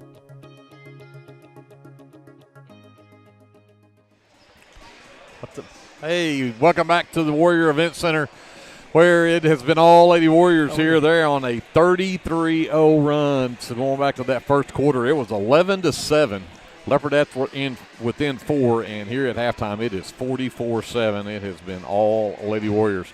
Let's look at your officially unofficial stats from the first half. We'll start with the Lady Warriors. 2 players in double figures already. It's Presley Johnson with 4 threes in the first half, finishes with 14 here at halftime. 10 from Hadley Beard off the bench, all in that second half. Had a couple of and ones in there for her. Got 6 points from Eternity Self, 5 from Kelby Beller, and then 3 apiece from Jaden Wells, Aubrey Clary, and Harper Johnson, who all had a 3-point basket apiece. I didn't count them. We'll get them when Andrew gets our score, but they had finally found the stroke from 3, and it hurt the Leopardettes bad there in that first half. 2 for 6 from the free throw line for the Lady Warriors. The Leopardettes have 7 points at halftime. All 7 belong to Addie Dodson, and she had all of those in that first quarter. Had a 3-point basket, a 2-point basket, and 2 free throws. And that's all the Leopardettes could come up with here at halftime. Leopardettes are just 2 of 6 from the charity stripe. Leopardettes also out-rebounded in that first half, 25-10. Then 14 turnovers for Lindsay and 3 for the Lady Warriors. With that, let's talk to Andrew. Yes, sir. Team shooting, starting with the Lady Warriors. From 2-point range, they were 9 of 21 for 43%.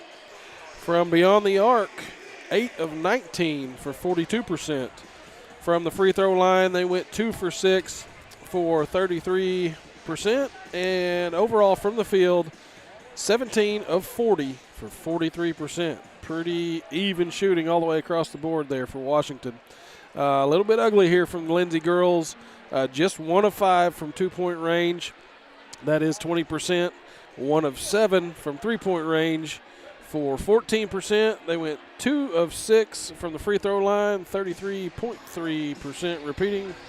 And 2 of 12 from, overall from the field, 2 of 12, 16.6. Not too good on the Leopardettes end of the ball, end of the court. Excuse me. You give up 15 more rebounds and turn the ball over 11 more times and give up 28 more shots. It's not going to spell well for you. So 40 attempts from Washington to just 12 attempts from the field for Lindsay. So ugly. Got to shoot that basketball. We have had opportunities early, couldn't get them to fall, and then just kind of got out of sorts, got out of sync, out of rhythm, whatever you want to call it, and these Warriors will sure just take you totally out of your game. Yep. Hard to get a pass against them, and I'll tell you what's uncanny is they run I don't know how many girls in off the bench, and I don't tell that you lose anything whenever you sub. I agree. I don't see either. But that has been your American Exchange Bank halftime show and your officially unofficial stats here at halftime, and looks like it will be Lady Warrior basketball to start the third quarter as well. Let's take a 30-second timeout. I want to say hi to my grandkids real quick, and we'll be right back here at Warrior Event Center right after this on KBLP Live. Sharon's Beauty Salon is your hometown stop for all of your salon needs. Give us a call or come by the salon to make an appointment. Go Leopards! Lingman Incorporated is a proud supporter of the Lindsay community. We hope you'll keep us in mind for all your oilfield electrical needs. You can give us a call at 405-756-4773. Capturing all your special moments is such a blessing to me, from running down the ball field to walking down the aisle. Call or text Photography Blessings by Lacey for all your photography needs. 405-428-0305. Go Leopards and Leopardettes. Lady Warrior basketball will get the third quarter underway. Presley Johnson to Kelby Beller, back up to Briley between the circles, back to Kelby in the corner. We got a moving screen on Lady Gay as she tried to get Beller open in the corner. Gay picks up just her first personal of the game and first foul of this second half.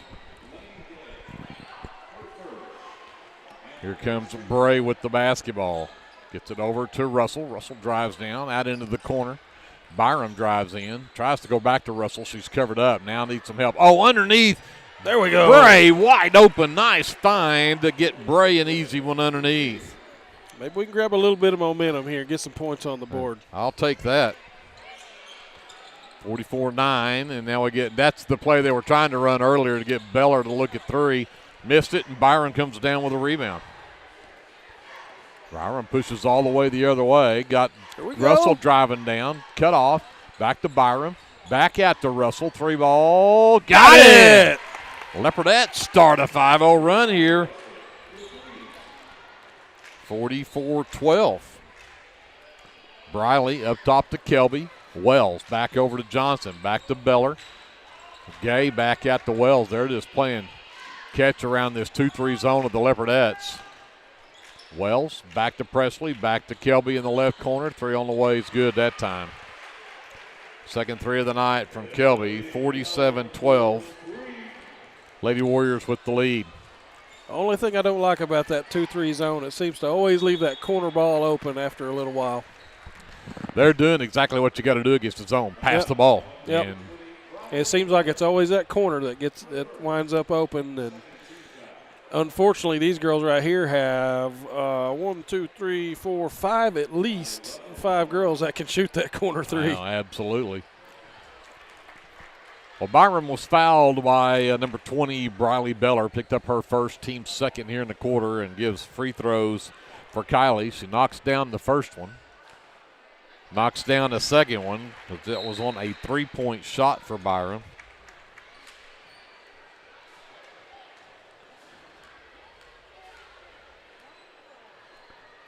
And the third one's short. Gay will come away with the miss. 47-14.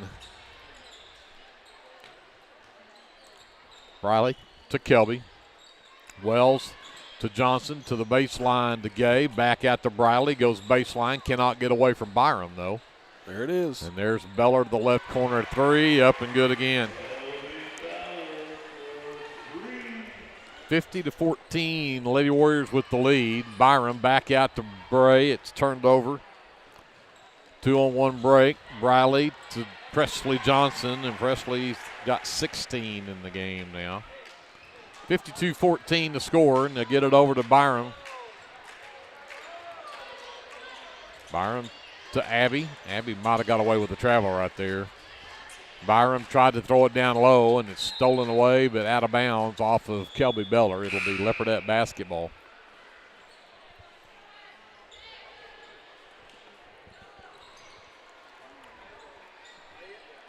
Self and Beard check in for the Lady Warriors. Bray to inbounds. Still looking. Can't get it to Anderson. Now they'll lob it up top. Pass intended for Russell. Had to save it. She didn't have to do that. Yep. That was tipped back there. She can definitely have come up with that. But in fact, Russell will foul Beard on the shot. And Briley picks up her third. Just the first team foul in the quarter. But that's going to send Hadley Beard to the free throw line. She's 2 for 2 there tonight.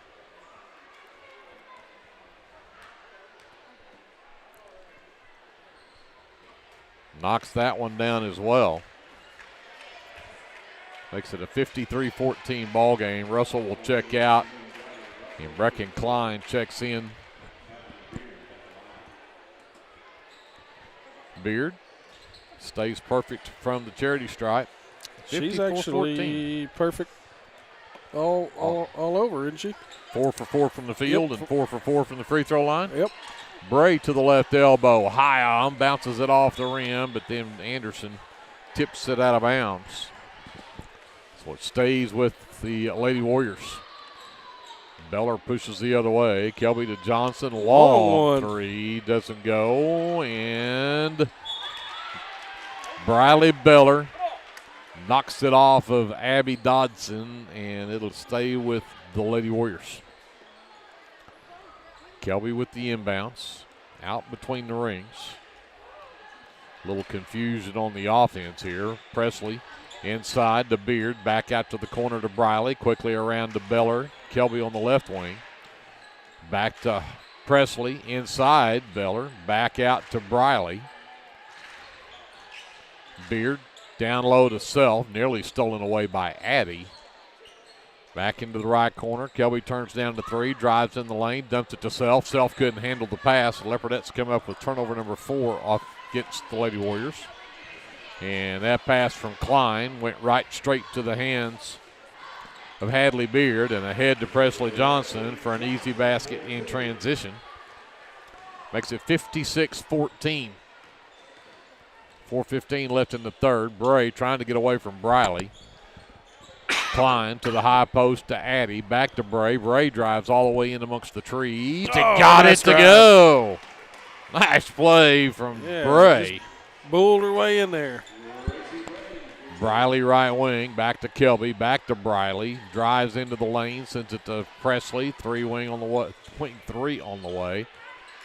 Briley with the offensive board off the miss. Kelby, the runner in the lane, won't go.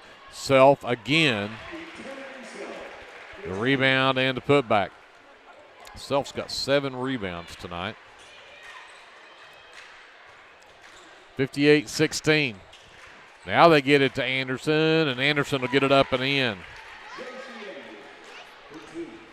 58-18. 40-point lead for the Lady Warriors. Kelby to Presley, right corner. Right elbow Beard might have traveled with it there. Runs Briley Beller off the line. Baseline jumper won't go. Addie Dodson takes a hard foul from Hadley Beard. Good to see her get up. Clary and Harper Johnson will check in. Presley Johnson and Briley Beller check out. And in for the Leopardettes is Alondra Lopez. Get Addie a chance to kind of recover from that fall. It's Beard's first personal, by the way, the 3rd team foul. Hassler also in the game for the Leopardettes. Lopez between the circles. Got it back to Bray on the right wing. Bray looks at Cutters, drives it into the lane, stops baseline, puts it up short. But the rebound for Anderson, and couldn't get that shot to go. Self pulls down another rebound. In transition, Kelby Beller gets it. Timeout Washington with 2:36 left to go in the third. 60-18, Lady Warriors in control by 42. We'll take a timeout, come back. We just subbed players. I thought he called a timeout. Maybe he didn't. I think I'm hung up on Andrew's headset cable here, and there's a lazy pass from Klein. Another turnover on the Leopardettes. Self will get the run-out layup at the other end. Puts her in double figures with 10. 62-18. Klein to Lopez, out to the corner. Hassler for 3, off the back iron. Rebound Anderson, back out to Klein, top of the key. Klein, the backdoor cut, too tall for Gracie Bray, and that'll be turnover number 19 on the Leopardettes.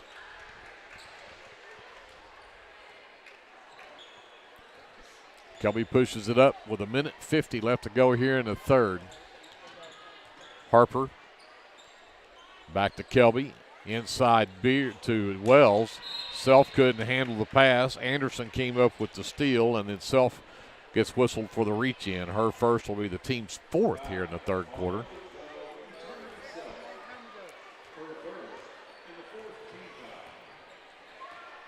So Bray pushes it across. Works on Beller. Gets it over to Lopez, left wing.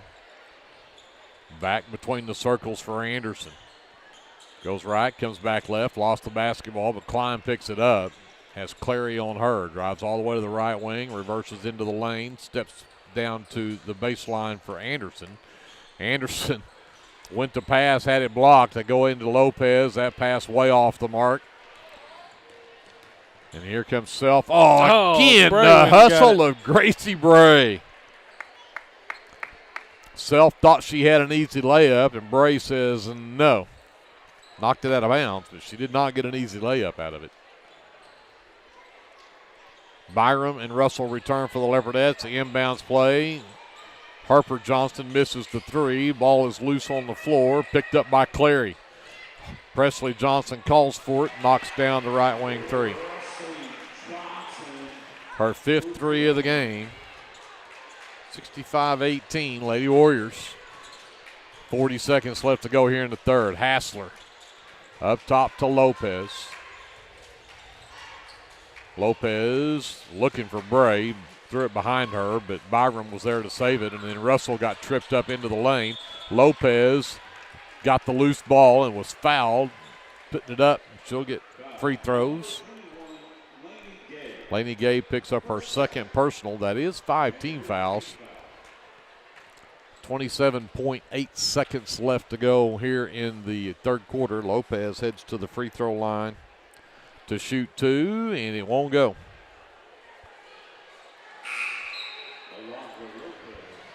Abby Dodson returns for the Leopardettes. Bray gets a well-deserved break.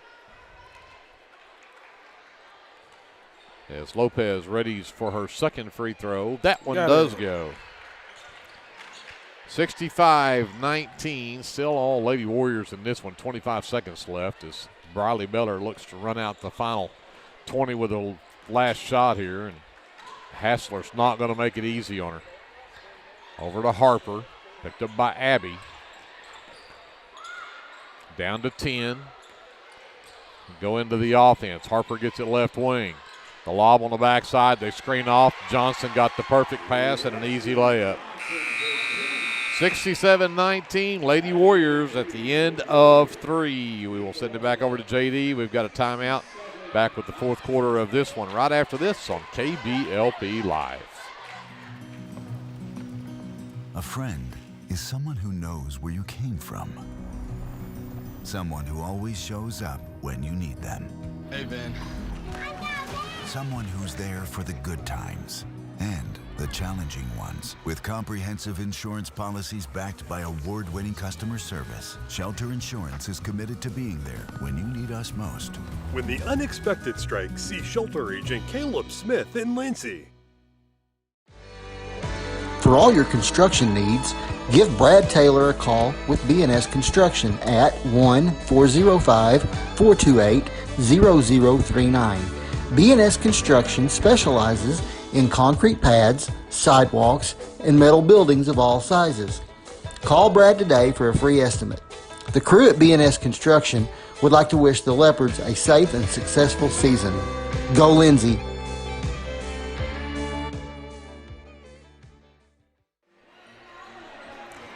Back to start the fourth quarter. Leopardettes do get the ball. Byram, Russell, Abby, Hassler, and Lopez on the floor for the Leopardettes. Number 15, J.B. Simon, has checked in for the first time for the Lady Warriors. They lead 67-19. Lopez to Abby. Abby drives all the way to the rack and got the end one. First basket of the night for Abby Dodson. The foul called on number 11, Anna Mitchell, who's the freshman who also has checked in for the Lady Warriors. Probably seen the last of the starters for Washington. And Abby completes the old-fashioned three-point play. 67-22.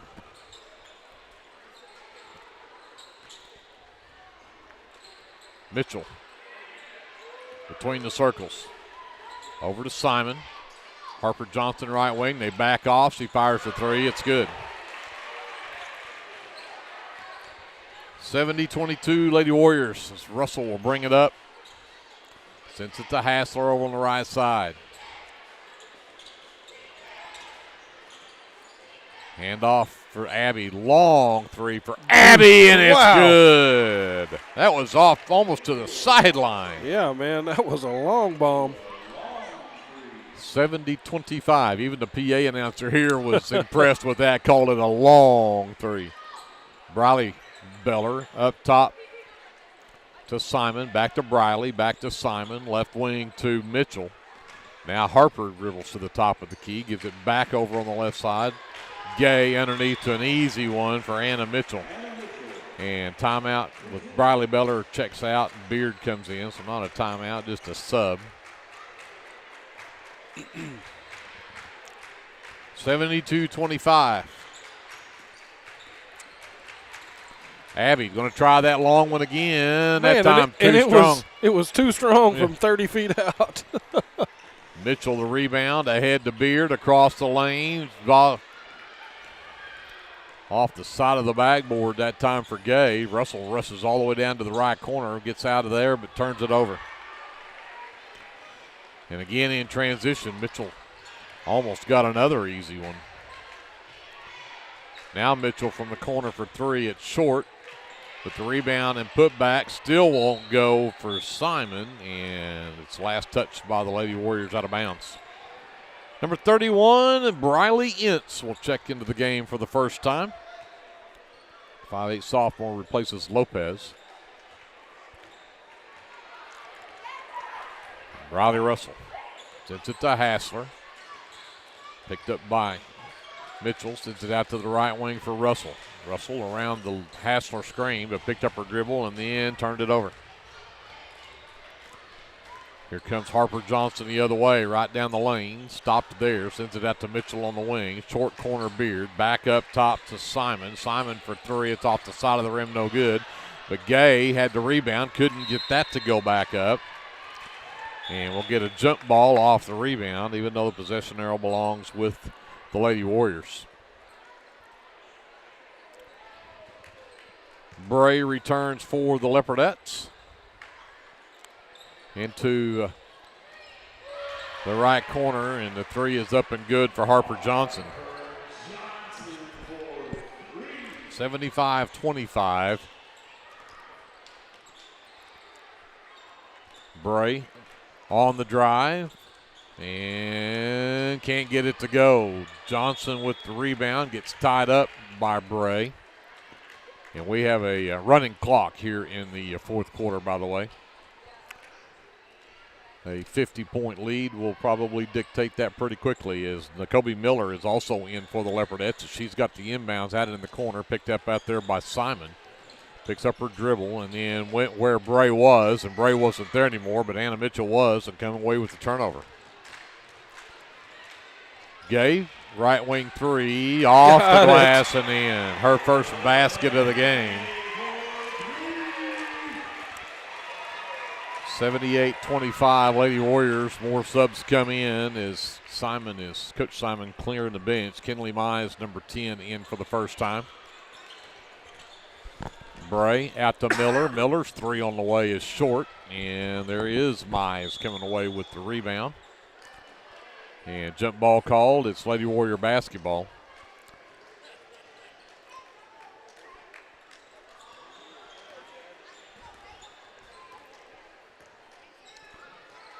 Number 4 is Brindley Mize. Get it back out. There's the three from the right wing that does not go for Mitchell. Rebound knocked out of the hands of the Leopardettes. I'm trying to double check my names here to make sure I try to get these right. And I don't have my sheets in front of me, but I think I've got 15 and 22 in the ball game, and I'm not positive who those girls are. We'll try to get their names here before the final 2 minutes runs out. 15 with the basketball. Then Zoe Gomez, number 15. Also number 24, I don't have on my roster either. Gomez has it between the circles. Back out to Ince between the rings. Gomez gets it back.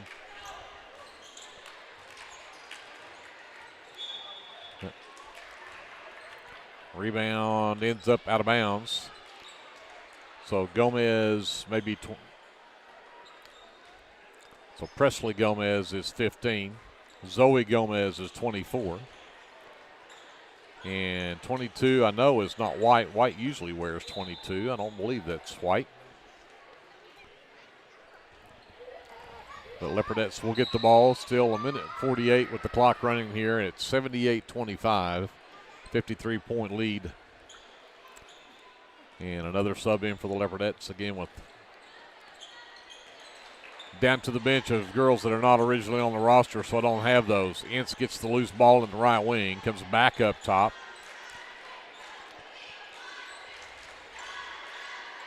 Gomez, 30 is Randall. Ince. And shot from the corner is blocked. Lady Warriors come away with the miss. In transition, Mitchell the other way gets blocked by Gomez.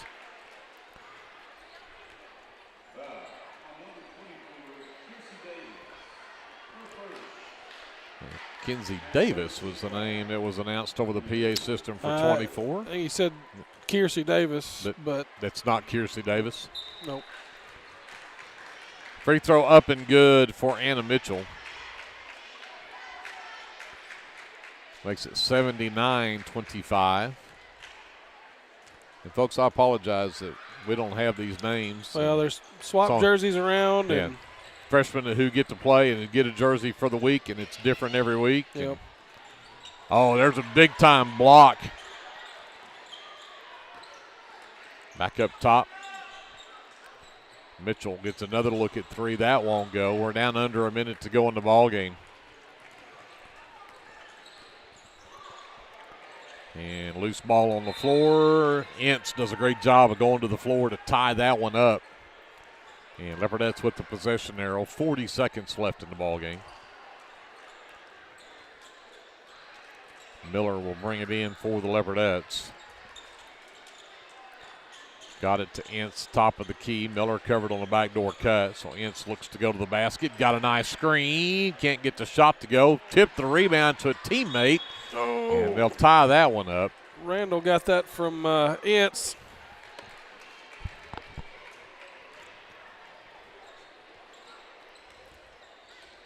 So here come the Lady Warriors, 25 seconds left, leading by 54 points, 79-25. Suspected that this could be the possibility of how this game would go. We hoped it would not. But when you're playing the number one team in the state, you have to be above perfection almost. You got that right. And the Leopardettes were not. They were doing great early, and then when the Lady Warriors found the three-pointers, then that pretty much ended it. 79-25, the final score in this one. And Leopardettes will go to 8-13 on the season, and Washington will go to 18-1. With that, let's step aside.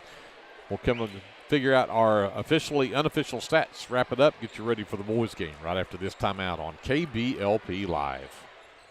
BC Factoring and Finance is a local, family-owned finance company.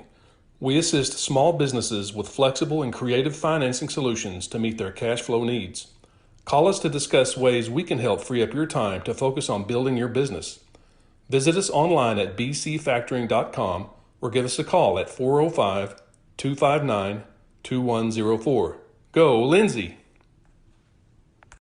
The City of Lindsay is a proud sponsor of LHS Athletics and Academics and wishes all Leopards and Leopardettes a healthy, happy, successful season. Clements Insurance provides insurance coverage to best suit your needs.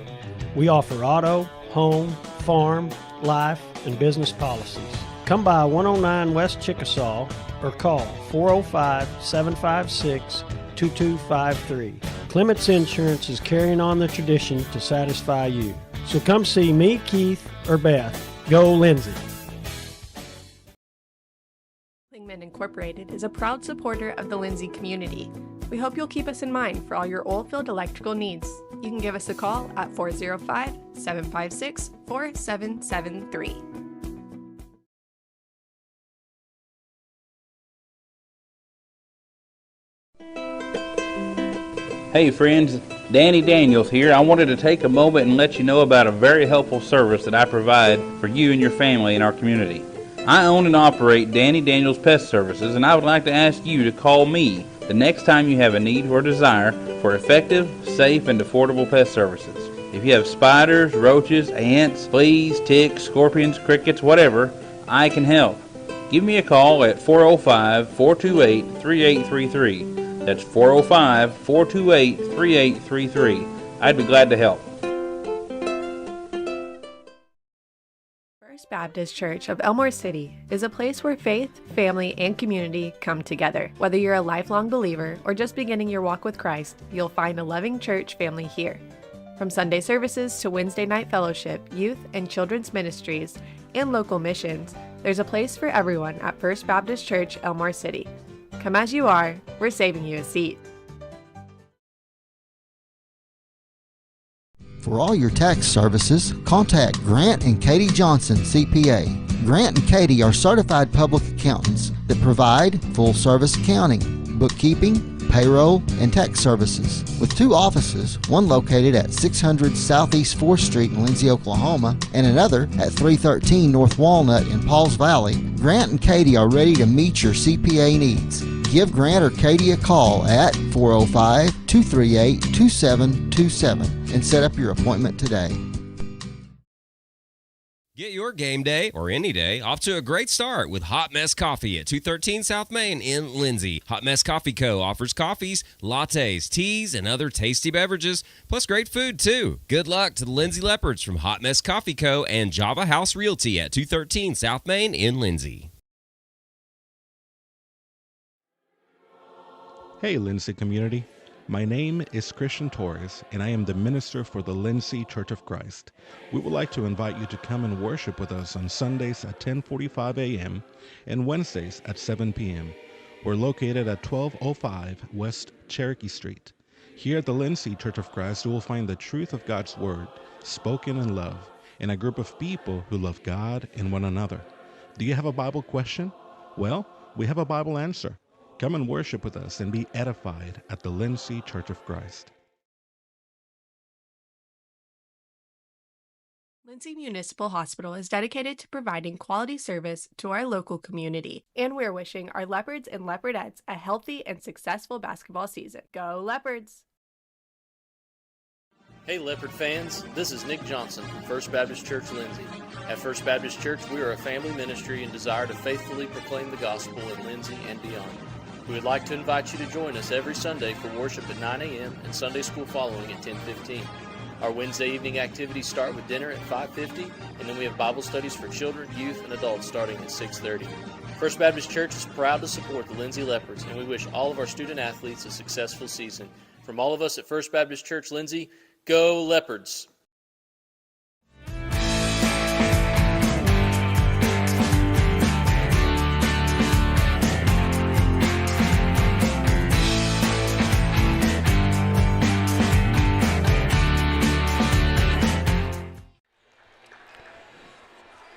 Back to wrap up the girls' game. 79-25, the final score. Lady Warriors with the win over the Leopardettes. Our unofficial stats.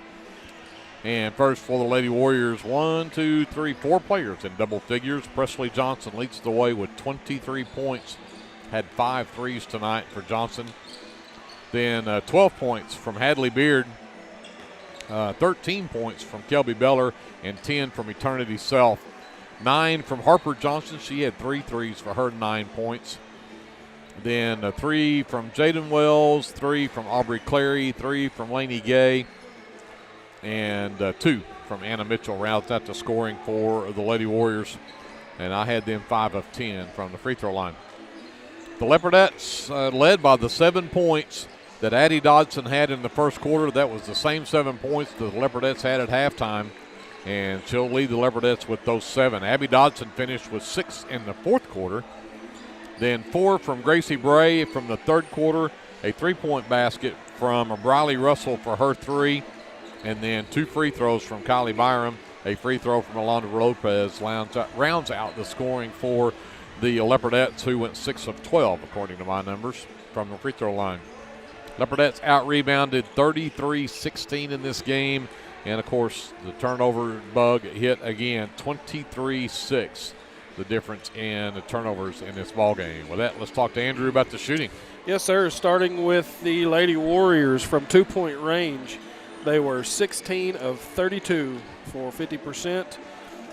They shot 14 of 33, and I've got to run that number. I left that figure out. 1 second. 42%, excuse me. And from free throws, they were 5 of 10, 50% there. Overall from the field, the Lady Warriors were 30 of 65 attempts for 46%. Lindsay Leopards from 2-point range, they end up 5 of 12 from 2-point range. That's 42%. From 3-point range, they were 3 of 12 for 25%. And from the free throw line, I had 6 of 12 for 50%. Overall from the field, 8 of 24 shots. That is 33%. I'll tell you what, Greg, that Washington squad is pretty solid. You said they had 4 in double figures tonight. Yep.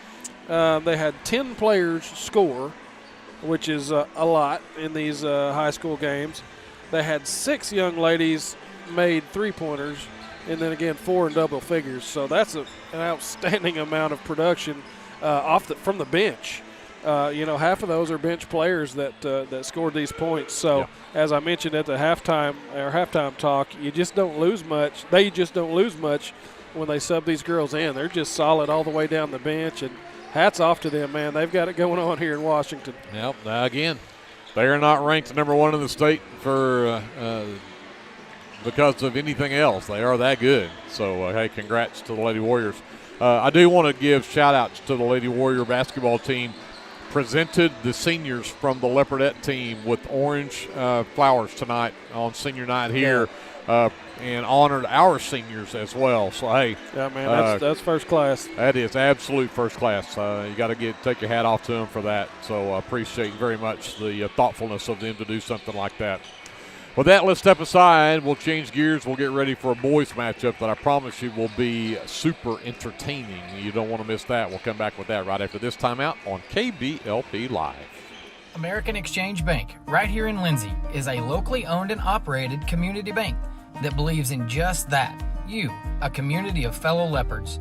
We love our customers. We feel very grateful for each one. So if you are looking for a safe place to put your money, need help achieving that next dream project, or are simply looking for a different banking experience, give us a call at 405-756-3101. We look forward to serving you each day. Member FDIC and Equal Housing Lender. Capturing all your special moments is such a blessing to me, from running down the ball field to walking down the aisle. Call or text Photography Blessings by Lacey for all your photography needs. 405-428-0305. Go Leopards and Leopardettes. At Rural Electric Cooperative, we're committed to providing electric power and opportunity to the many areas our members call home. That includes supporting youth programs that teach life skills and build character. With REC, you're more than a customer, you're a member owner. And that's why we're always working hard to provide you with the most dependable electric power possible. As a Touchstone Energy Cooperative, REC is dedicated to providing the best service possible and supporting the communities in our service area. Sooner Valve Repair in Lindsay would like to wish the Lindsay Leopards and Leopardettes all the best during this season. When in need of a valve repair, come by Sooner Valve Repair at 106 Southwest 9th Street in Lindsay, Oklahoma, or call 405-756-1599. Good luck, Leopards, from Sooner Valve Repair in Lindsay. For all your oil-filled electrical needs, call Michael Sharrock with SOS Electrical. SOS is a family-owned business that specializes in oil-filled, industrial, and commercial electrical construction and maintenance. No job is too big, no job is too small. Give SOS a call at 1-405-428-1944 today. Good luck, Leopards! The team at Streamline Services contributes a great deal of their success to hard work, experience, and above all, a positive health and safety protocol. There is every reason they should be your next phone call for any of your oil and gas swabbing needs. Give Austin Smith a call today at 1-405-756-7763 to see how Streamline Services can help with your project while ensuring safety and professionalism without sacrificing quality work being done. Everyone at Streamline Services wishes the best of luck to everyone at Lindsay Public Schools this year. Go Leopards! Back here to the Warrior Event Center in Washington. Greg Peary, Andrew Lyon here as we get ready for the boys matchup between Lindsay and Washington. Again, Washington coming off of that loss against the Fighting Chicks of Chickasha on Tuesday night, 57-40, their loss in that game.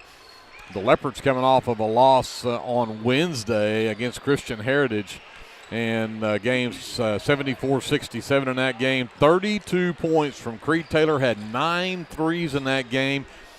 He was perfect 5 for 5 from the line. They had 10 from Torres, 9 from Hernandez, 8 from Cameron. Cameron fouled out late in that ball game. They did get 6 from Valenciano, a couple from Hunter Russell, which is very, very uncharacteristic.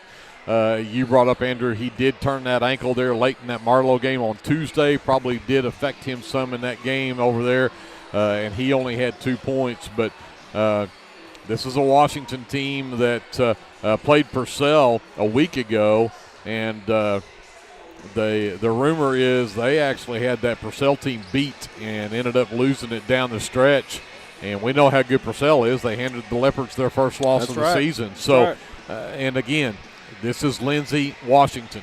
It doesn't matter what the records are. This is going to be a dogfight to the very end. And, of course, the Leopards defeated the Warriors when we played them back in December. Or, I guess it was right after Christmas break when we played them.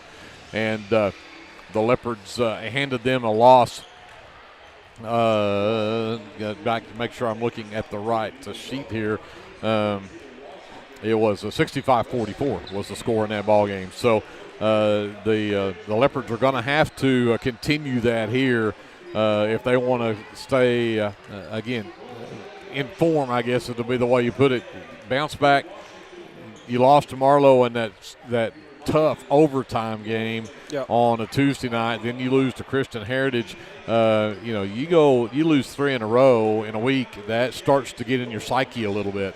Yep. It sure can, and here down the stretch in the basketball season, things change from the early season sometimes, especially against teams like your Washingtons, your Marlows, who they're usually going deep into the playoffs in football.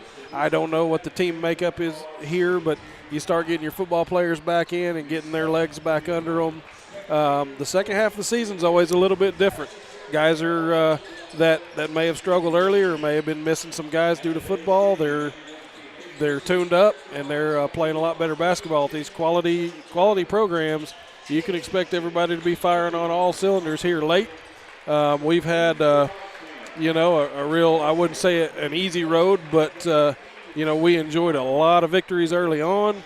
And I wouldn't accuse these guys of coasting here later in the season and finding out you can't do that. I don't think they've done that, but some of these other squads have kind of caught up to them. And they've also, the other thing that plays in there is everybody now knows that the Leopards are pretty top-notch, right? Yeah. They're highly ranked. A week or two ago we were without a loss, so everybody's gunning for you, man. Yep. And so you might have some teams come in here and play the best game of their year just to try to knock off a top team. So it's lonely at the top. Yep. See what comes out here. Again, you will expect to get the very best that the Warriors can put up against you because they would like nothing more than to hand you a loss on their home floor, and especially on senior night. And then the fact simply that it's Lindsay versus Washington. Oh, absolutely. Regardless of record, it's a little bit of a bedlam kind of game, like when we play Purcell and when we play Marlowe. So, yep. Let's get to the starters for the Lindsay Leopards. And they'll start at guard, a 5'9" senior, number 1, Armando Hernandez. At forward, a 6'2" junior, number 2, Isaac Cameron. At guard, a 5'10" senior, number 3, that is Creed Taylor. A 6'1" senior, number 10, Hunter Russell. Hope that ankle is okay. And they'll start at forward, a 6'4" senior, number 12, Gustavo Torres. The Leopards again 17-3 on the season. They are you tired of doing laundry? Give Sunshine Suds a call and let them do it for you. Sunshine Suds will wash. Head coach Timmy Boyer. He is assisted by Lance Osborne and Chase Byrne.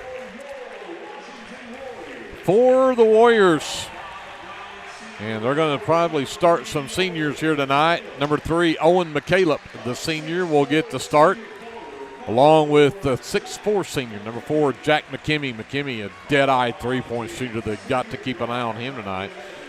Number 11, Jace Myers, the senior. Number 15 is Cole Beard. He is also a 6'2" senior. And round out the starting 5 with number 23, Jax Mitchell, the senior. So the head coach, Trevor Smith, going with his seniors to start on senior night here at home. Coach Smith assisted by Dustin Orr and Alex Foster. And again, the Warriors are 6-12 on the season coming into the contest tonight. Greg Peary, Andrew Lyon with you here. J.D. Scruggs on the live stream. Kevin Scruggs on the camera. Jason Wallenberg on duty back at our FM 105.1 station in downtown Lindsay. As we get set to get you underway here in Washington. And that tip controlled easily in the backcourt for the Warriors. And here comes Myers. Picked up by Hernandez. Works to the right wing. Down low, gets it to McKimmey. McKimmey, the step back. 1-footer, won't drop. Torres pulls down a miss. A little Dirk Nowitzki move there. Here comes Hernandez. Gets it to Cameron on the wing left side. Back to Taylor, top of the key. Back over right side. Russell inside to Cameron. Steps through with that move, but can't get it to drop. Rebound pulled down by Mitchell. The other way, Taylor knocks it away from McCaleb momentarily. Manages to get it back. Myers works it back up top into the hands. Or Myers, I guess, had it. And then McKimmey saves the pass in bounds. 2 saves there. One on the baseline and McKimmey on the backside. Drive down the right side of the lane for Myers, and the floater up and in. Gives the Warriors an early 2-0 lead. Armando Hernandez calls out the play, gets it to Russell on the right wing. Back up top, Cameron. Goes to work on McKimmey. Gives it back to Hernandez. Hernandez goes to his left hand. Stopped. Back to Cameron in the lane. Cameron goes to his left hand. Got it in the lane. Nice touch. Yeah, tough move. Nice finish. Ties the game up at 2. Comes Myers the other way. Gets to the left wing. Gets around a screen from Beard. Again, tries that floater off the glass. And again, he'll get it to go. 4-2. Approach the 2-minute mark of this first quarter. Cameron to Russell between the circles. Back to Hernandez. Back out to Cameron in the corner right side. Cole Beard is making sure that Creed Taylor never sees the basketball. And there's Cameron in the lane, and they're going to call an offensive foul. As McCaleb hit the deck, and Cameron picks up the first foul of the ballgame. Interesting. Looks like he just jump stopped to me, and then the next thing you know, McCaleb's flying out of bounds, and there's a charging call. Myers the other way. They're going to try that same play again. This time he gives it up for the three-point shot from Beard. It won't drop, and Torres claims his second rebound. In transition, here comes Cameron the other way. Takes McKimmey down the baseline. Tough shot. Missed it, but got his own miss. Russell, left wing 3 is on the way. That's too strong. Torres tips another rebound to Hernandez. And we're going to have a reach-in foul called on the Warriors. That will go on McCaleb, his first. The team's first.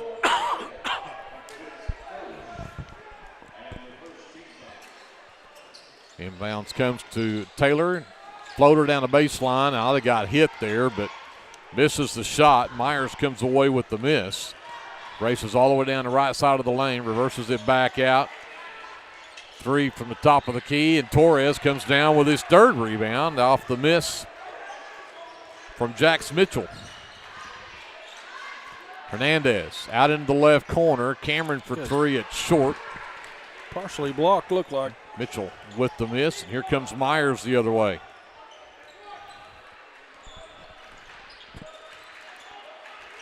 Over to McCaleb. McKimmey stands with it. Goes out between the circles to Beard. Now to the right wing. Mitchell waits for the flyby. Comes back to a wide open McCaleb. Left wing 3. Goes up to hit the top of the backboard. It won't drop, but somehow McKimmey's there for the miss. Double teamed. Gets it out to McCaleb. Picked up by Russell.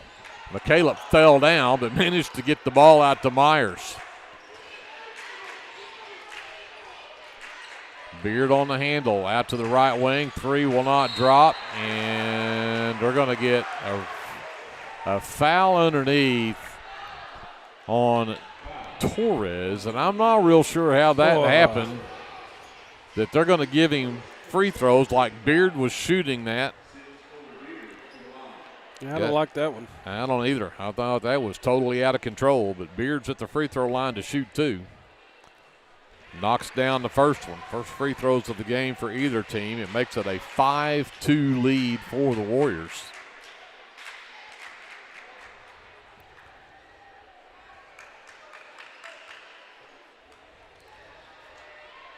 Beard knocks them both down. His 2 points of the game from the free throw line. 6-2 Warriors. We hit 4:05 left to go here in the first quarter. Hernandez brings it up, gives it to Cameron, now to Torres between the circles. The backdoor cut's covered for Taylor. Cameron back to Torres. Torres got tied up initially, missed the shot, and then Hernandez comes out of there with the rebound. Back to Torres, baseline left side, looking to back down inside, spin move, and they're going to get. I said they better give him the 2 shot on that one. Mitchell picks up his first. Second team foul. And Torres will head to the line.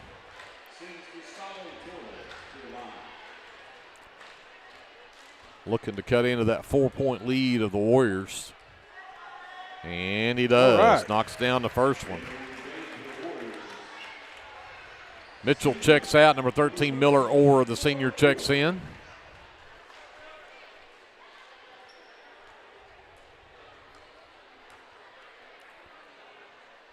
And Gus short with the second one, but Cameron with the miss. Right back to Gus. Gus down low, can't get the first try to go, and then he gets his rebound stolen away from him on the second try.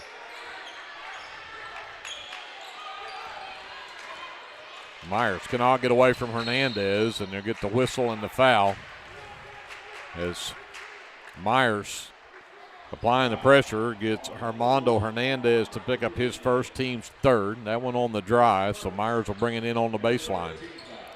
McKimmey gets it off the inbounds, goes to the baseline. Beard over Torres, can't get it to go, but the rebound comes down to Orr.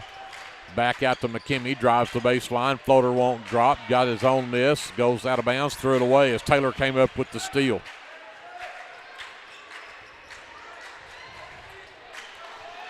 Taylor with the ball in his hands now. Gets around the screen from Torres. Double team comes. Got it to Russell. Russell back over to Torres. Right side. 3-ball on the way. It's short. It's an air ball. McKimmey with the miss. In transition. Looks to push. McCaleb down the baseline. Can't get around Cameron. And then the ball loose and Torres comes away with the steal. Taylor stops. 3-pointer on the way. It's off the mark. Rebound McKimmey. Zach McKimmey's already got 4 rebounds in this ball game. He will walk it across. Works to the left wing. Russell nearly came up with a steal right there. Boy, and he will force a turnover as it'll go into the backcourt and out of bounds. It'll be Leopard basketball. Number 23, Tug Fought, checks in for the Leopards. Torres heads to the bench. And in for the Warriors, Jax Mitchell returns as Beard will have a seat. Cameron inbounds to Taylor, left corner, turned down to 3. Goes back to his left hand, down the baseline, draws contact, and he'll head to the free throw line. Myers was still hounding him even after the call right there. So Myers picks up his first. It's the team's third. Taylor heads to the free throw line to shoot 2. And knocks down the first. Leopards back within 2. It's 6-4. Warriors on top. And Taylor's second one on the way. That one also goes.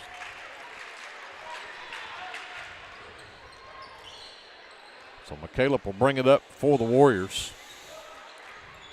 Goes to Mitchell, right side. Back over to McCaleb for left side. Gets around a screen from Orr. Double team. Comes to Mitchell, top of the key. Fought all over him. Backs Fought down into the lane. Had to pitch it back out to McCaleb.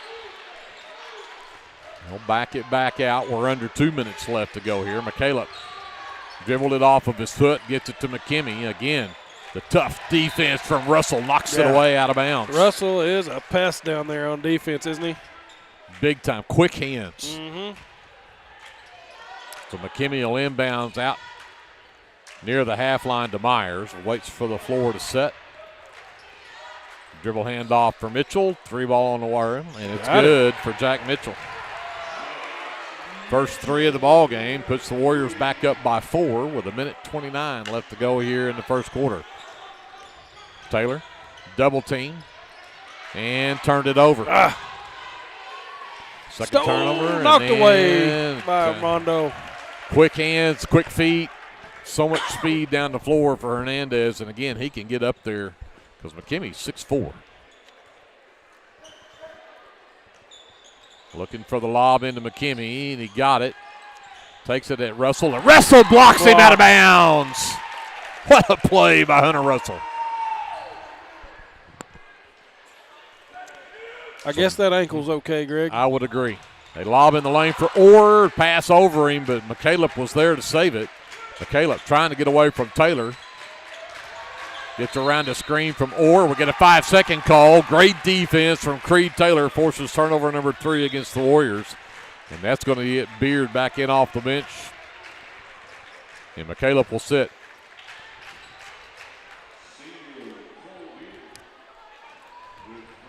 Leopards with the ball down by 4. We hit a minute left to go here in the first quarter. Fought to Cameron. Cameron from the right elbow. Jumper too strong. And we're going to have a rebound on Fought. A foul on Fought going after the rebound. His first will be the 4th team foul. 55 seconds left here in the first quarter. 9-5 Warriors with the lead and the basketball.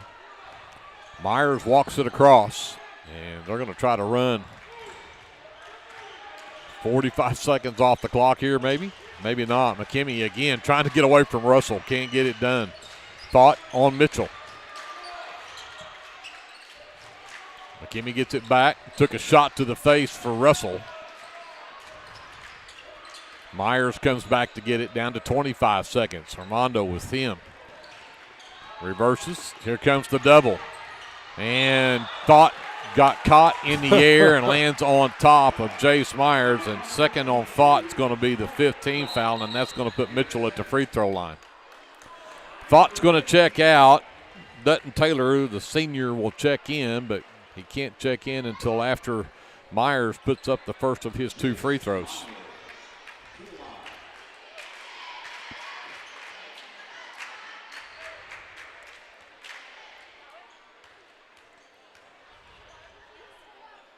First one on the way from Myers, and it's good. Warriors are perfect at the line, 3 for 3. They've built a 5-point lead. That is their biggest of the game.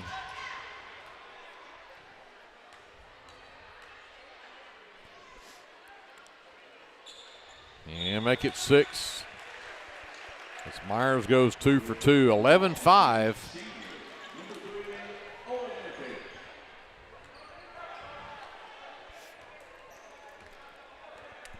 Hernandez pushes it up. Cameron back between the circles. Quickly back to Hernandez. The backdoor cut. Cameron wasn't a great pass.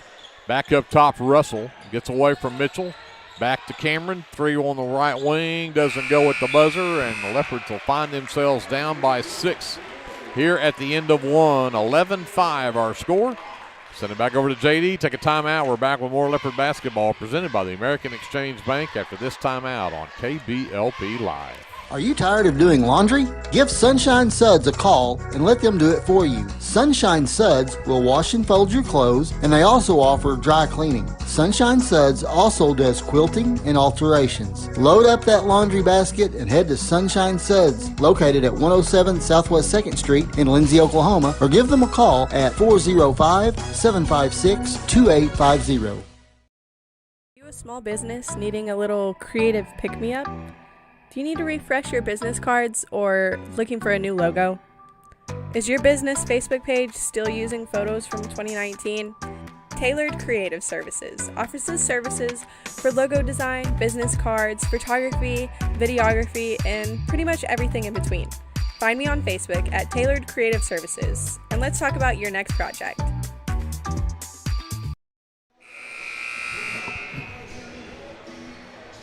$11-5. Leopards trail by 6. but they'll have the ball to start this second quarter.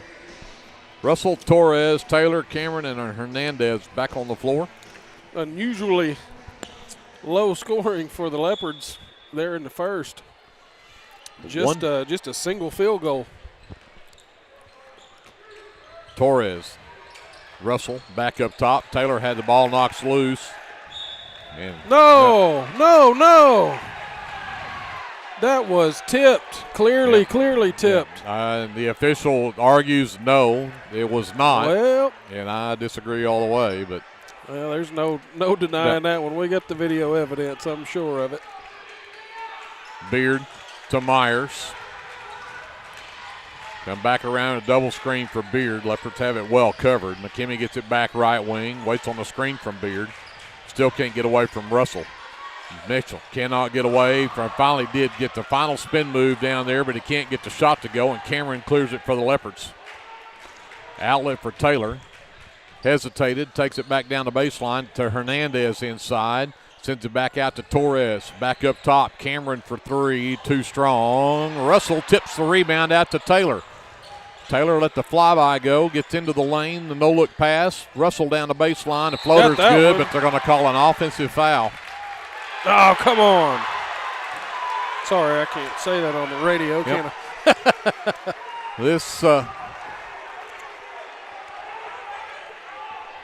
you always talk about home court advantage, and when you're on the home end of the floor and you've got the home coach and the home fans in your ear, then that's what's going to end up as an offensive foul called on Hernandez. His second, first team foul here in the quarter. And actually, that should have been on Russell, I think. Three ball, top of the key, doesn't go, but Orr tracks down a long rebound for the Warriors. McKimmey out between the circles. Drives the left side of the lane, step back jumper off the mark, rebound tipped again. Russell tips it and right into the hands, and Russell took another shot right there.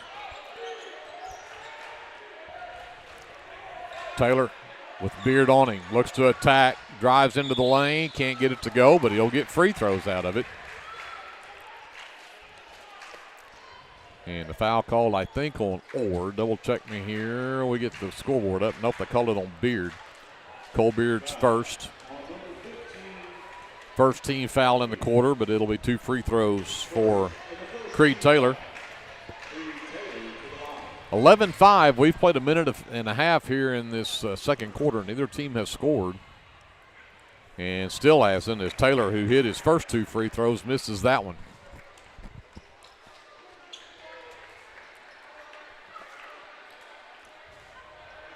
Russell checks out of the game, and number 0, Ivan Valenciano, the junior, checks in as Taylor missed both free throws.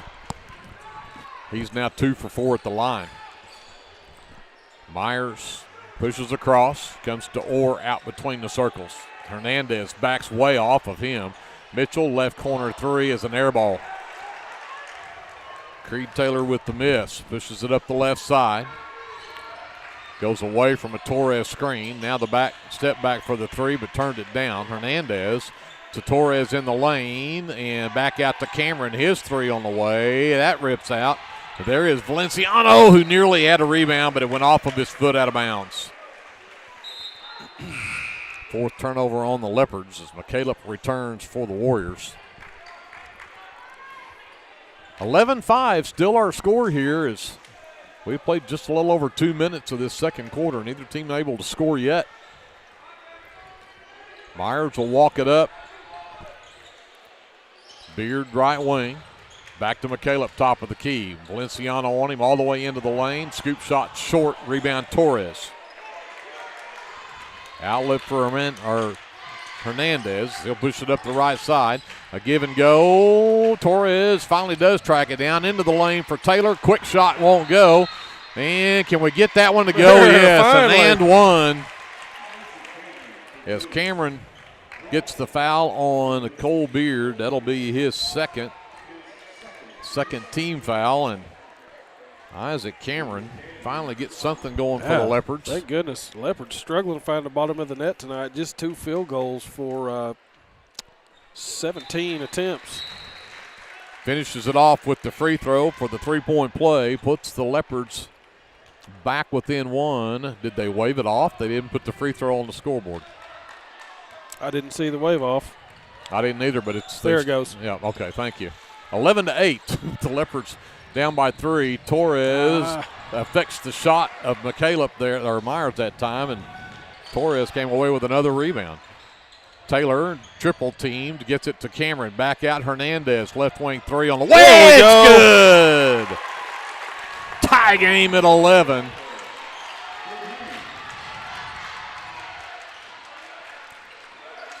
Myers around the screen, the layup missed, and Cameron with the rebound. Hernandez pushes the other way. Into the lane, out to Cameron. Turned down to 3, stepped through in the lane, slipped, got it back out to Valenciano. His three is up and good. There we go. Leopards are on a 9-0 run now here in this second quarter to take a 3-point lead at 14-11 and timeout Washington. Got some guys involved in the three-point game that normally don't shoot those, so that's what we got to have if your scorers ain't scoring. No, they've got a 3 from Valenciano, a 3 from Hernandez, Cameron's old-fashioned 3 with the and 1, and the Leopards have scored 9 here in the second quarter to take that 3-point lead, and that is their first lead of the game.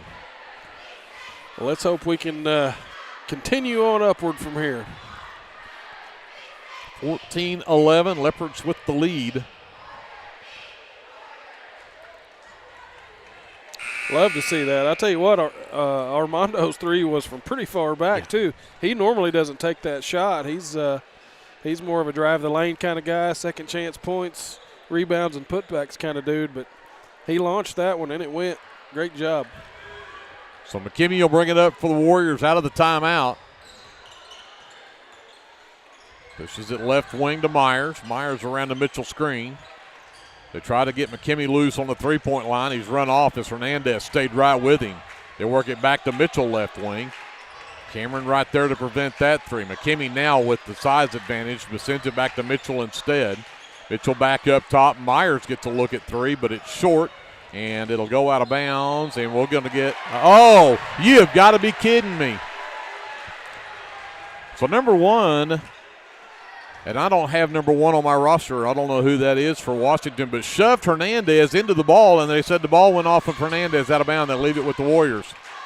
McKinney from 3 straight away. It doesn't go, and there's Cameron with the miss. Hernandez will push it up from the right wing. It's up top, back over to Cameron. Valenciano steps into the lane, off the glass, and Valenciano with 5 in the quarter. And the Leopards now on an 11-0 run. Ivan's making a hand now. Take a 5-point lead. Myers, left wing to McCaleb. Goes back door on Valenciano, but the block from Torres, but I think they'll get the foul on Torres. Yeah, had a clean block there, I think, but he extended the arm a little bit. You do that, they'll get you. The second on Gus, second team foul, but this will send McCaleb to the free throw line to shoot 2. Again, 11-5 the score at the end of 1, and the Leopards right now with a 16-11 lead. So an 11-0 run, 3:41 left to go here in the half, so over 4 minutes gone by here in the second quarter, and the Warriors still don't have a point. McCaleb going to try to stop that drought here, but he can't. He's short with the first free throw.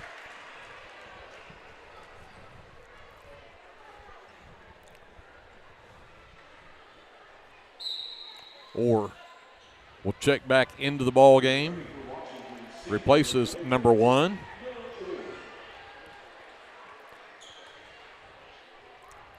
McCaleb gets ready for his second free throw.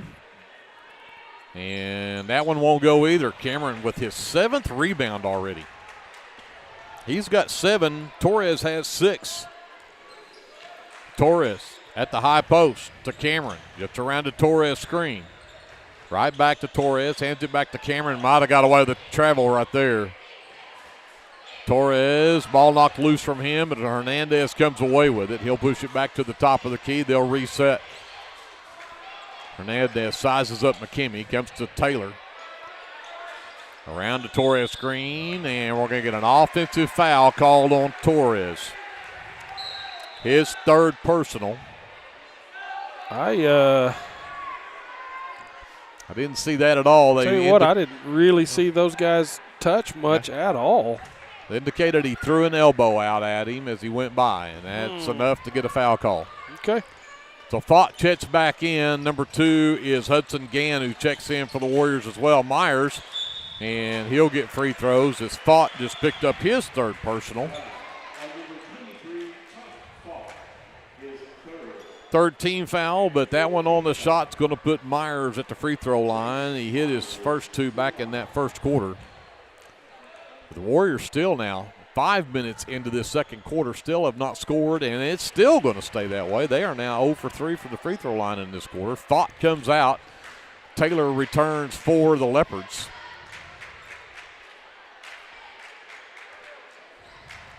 Myers readies for his second free throw. And that one doesn't go either. Cameron with his 8th rebound now. Leopards continue to stop on the other end. Now I get some baskets on this end. Again, they look to double team Hernandez. Got it over to Taylor. Taylor with an NBA 3 that won't go. Gann with the rebound. He'll push the other way. Valenciano picks him up, stops him in there. Mitchell from the right wing into the corner for Myers. Picked up by Cameron. Myers goes baseline.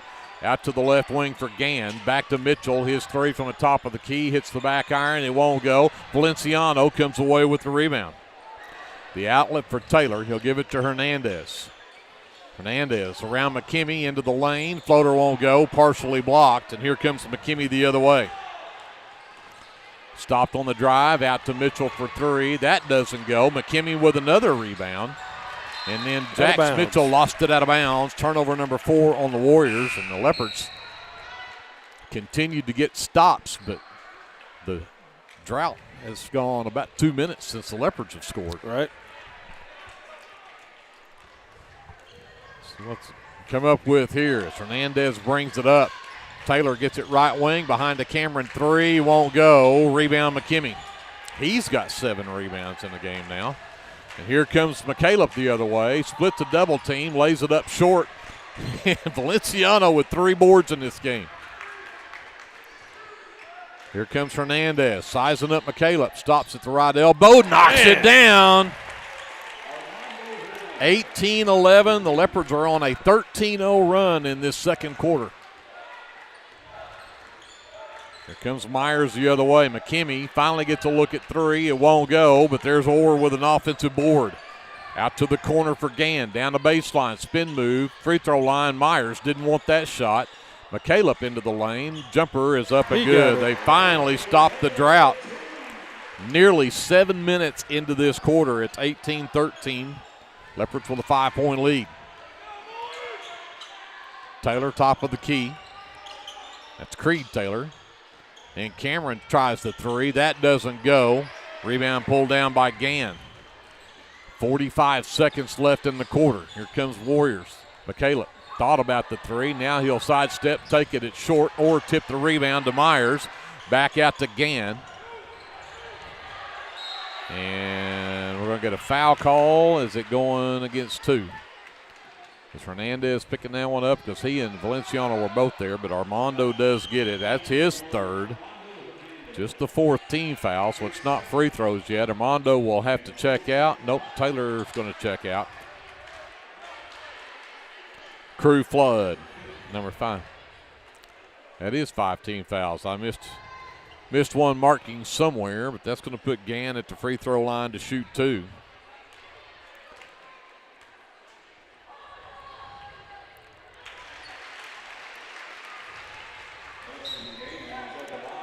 Yep, so maybe the Torres foul or the one of the ones I maybe didn't mark down. Rethrow is good for the first one for Hudson Gann, and his second one on the way. That one also goes. 18-15 within 3, and now Gann's going to pick up the foul on the other end, trying to get the steal. His first is just the 3rd team foul. And Hernandez will bring it up for the Leopards with 30 seconds left. Look maybe for a final one here. They double team. Got it to Cameron. Cameron back out to Hernandez, top of the key. Picked up there by Gann. Gets a screen from Cameron. Cameron back over to Valenciano. Back out to Flood. Flood looks to back down. Got it to Cameron. Cameron right down the lane. Spin move. Tough shot. Couldn't get it to go. McKimmey with the miss. They've got a man wide open at the other end of the floor, and they got it to him and put it in. And I don't know who number 1 is, but makes it a 1-point game, 18-17. The Leopards went on that big run and then saw the Warriors come back on a 6-0 run of their own to take the lead, or to have just a 1-point lead at halftime. Leopards up by 1, 18-17. We'll take a timeout. We're back with your American Exchange Bank halftime show and your officially unofficial stats right after this timeout on KBLP Live. T&W Tire is a family-owned, full-service commercial tire company. As a leader in auto repair, T&W is more than just tires. Our highly qualified mechanics can get you back on the road no matter what you drive. We also specialize in serving the tire needs of commercial fleets, oil and gas, construction equipment, and a variety of industrial applications. So for your automotive needs, look no further than T&W Tire, located at 410 Southeast 4th in Lindsay, Oklahoma, or look up one of our many locations on tnwtire.com.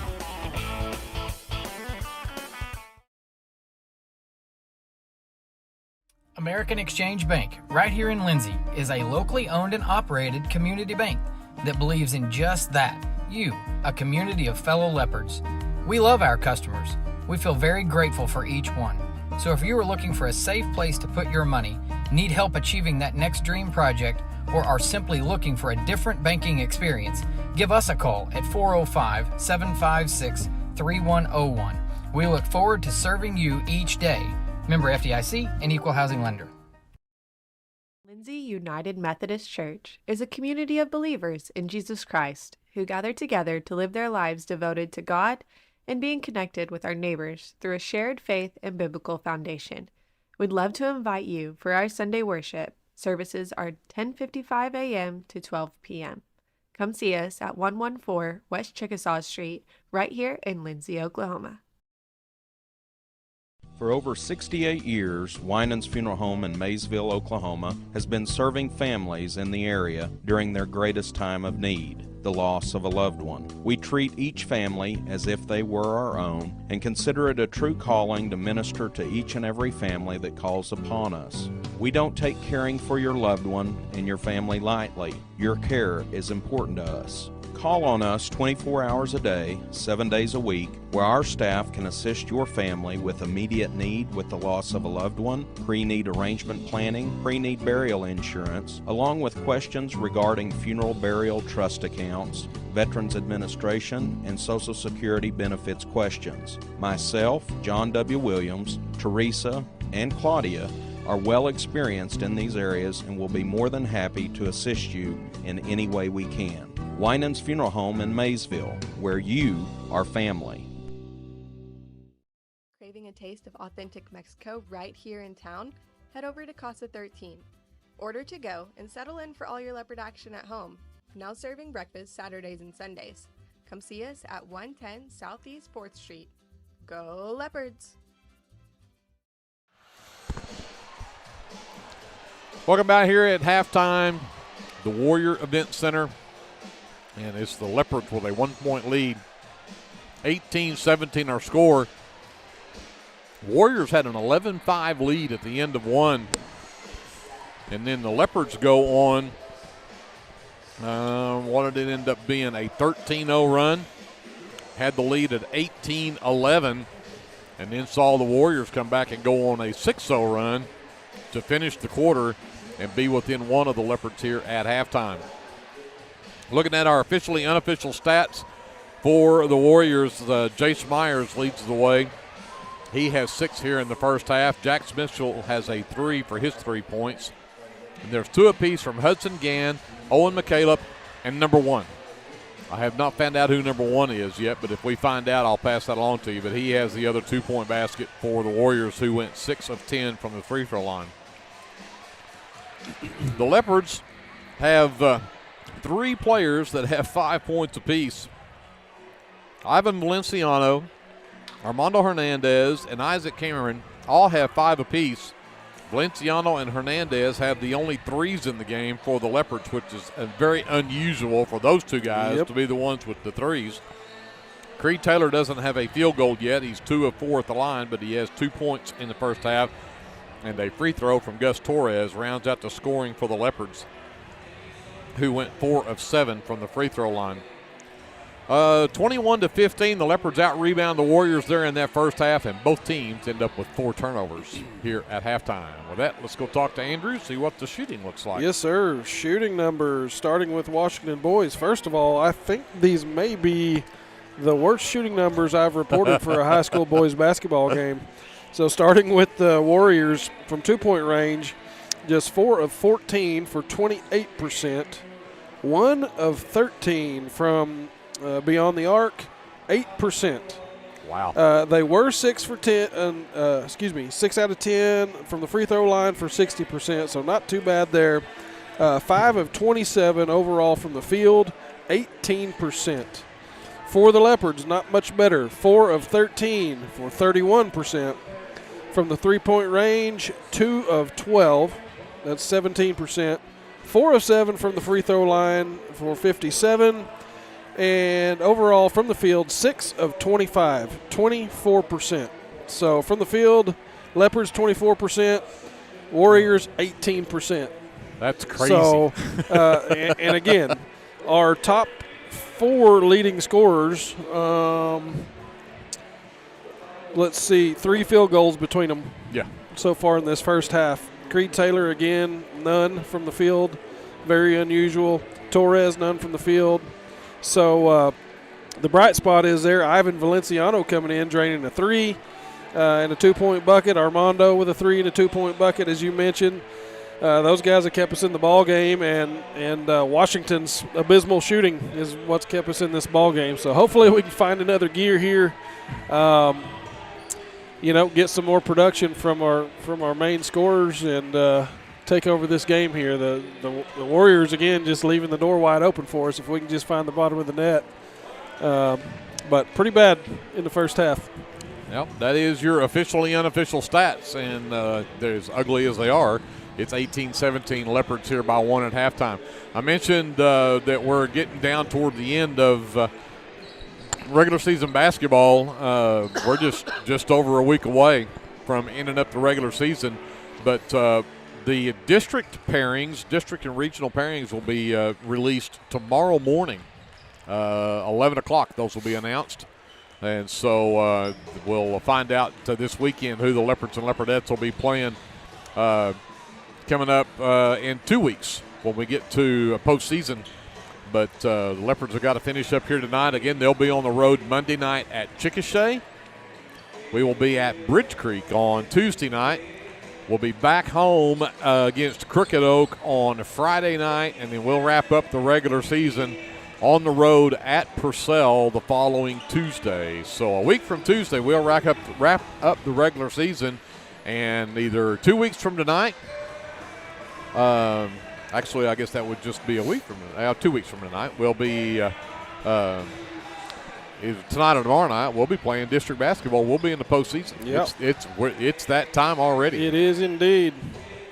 I'll tell you what, while we got a second, a quick shout out to Kim and Michelle tuning in to watch us from Boise, Idaho. Boise, Idaho. 1,500 miles down the road. So we sure appreciate y'all tuning in and watching us. I understand they watch pretty regularly. So that's what an honor to have folks watching us from halfway across the country. Glad to have you. Absolutely. Thank you for letting us in on that information, and appreciate y'all joining us up there in I guess they call that the upper Northwest. Yeah, the high plains. The high plains, where it's probably nice and cool, and maybe even some snow up there.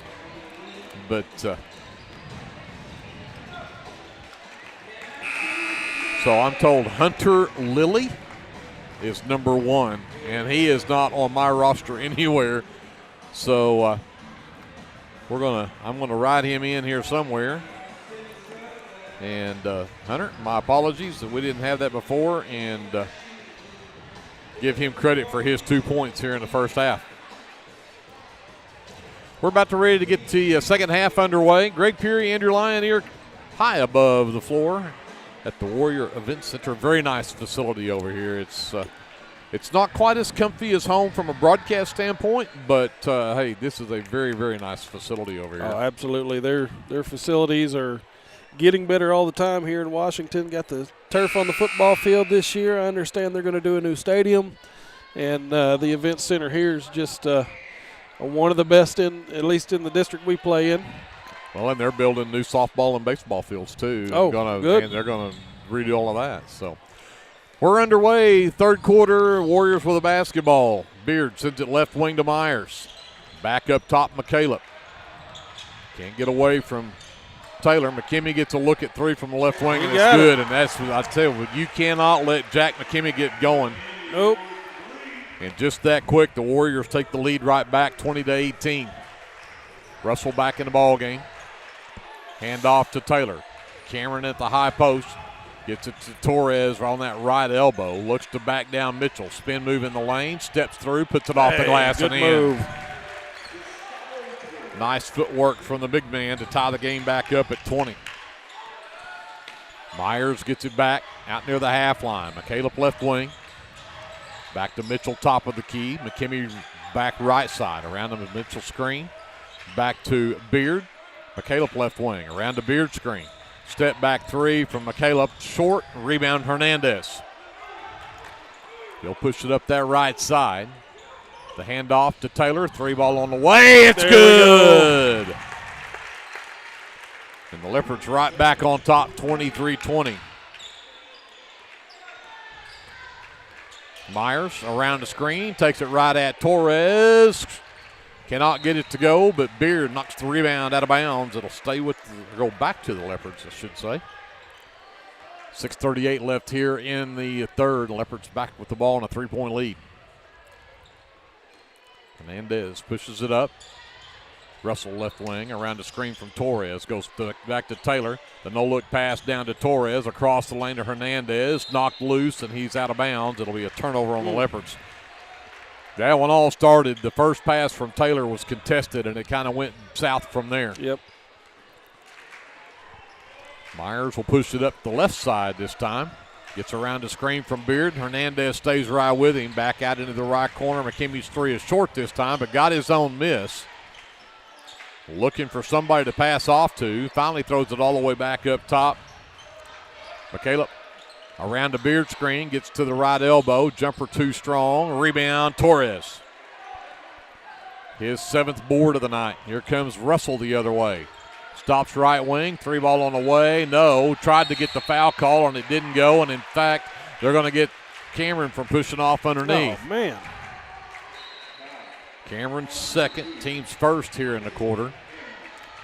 And that'll get Miller Orr back in the ball game. McCaleb will sit.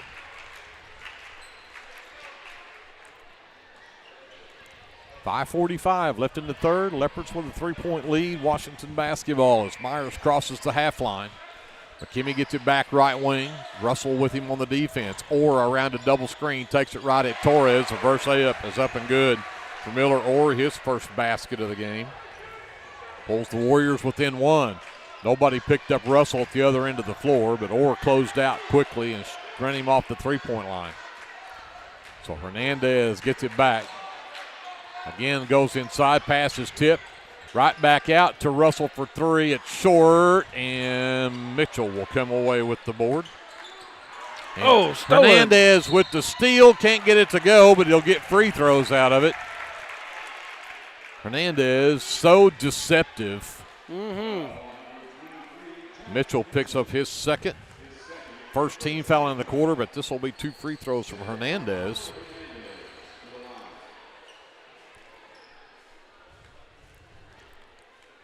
Armando has not been to the line yet tonight, but he misses that one.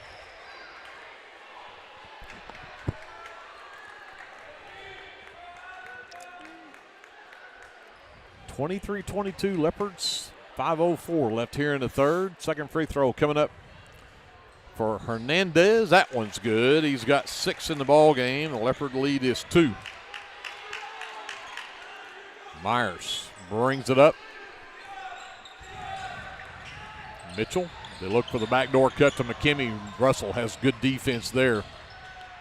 Myers around the Orr screen. Hernandez with him step for step. Baseline Orr. Spin move on Torres. Jumper won't go. Rebound underneath and a putback from Beard. That was tough. He was way under the basket. Yep. But ties the game at 24. 4:35 left to go. Here in the third quarter, Torres hands it back to Hernandez. Sends it out to the right wing. Russell into the lane. Out to Cameron. Cameron spin move. Right to the rack. Lays it up and in. That's that patented move. Yep, he is good at it. Leopards back up by 2. Myers around the Orr screen. And foul, and that's going to be 4 on Hernandez. Man. Second team foul. And Myers is going to go back to the free throw line. They've just got it as his 3rd. I had it as his 4th.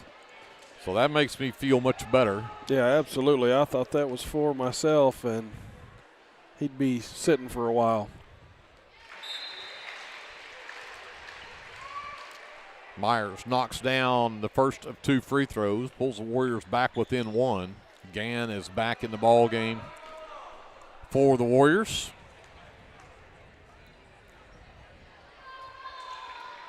As Myers goes 2 for 2 at the line. He's got 8 in the ball game now. We're back tied up at 26 as we hit the halfway mark of this third quarter.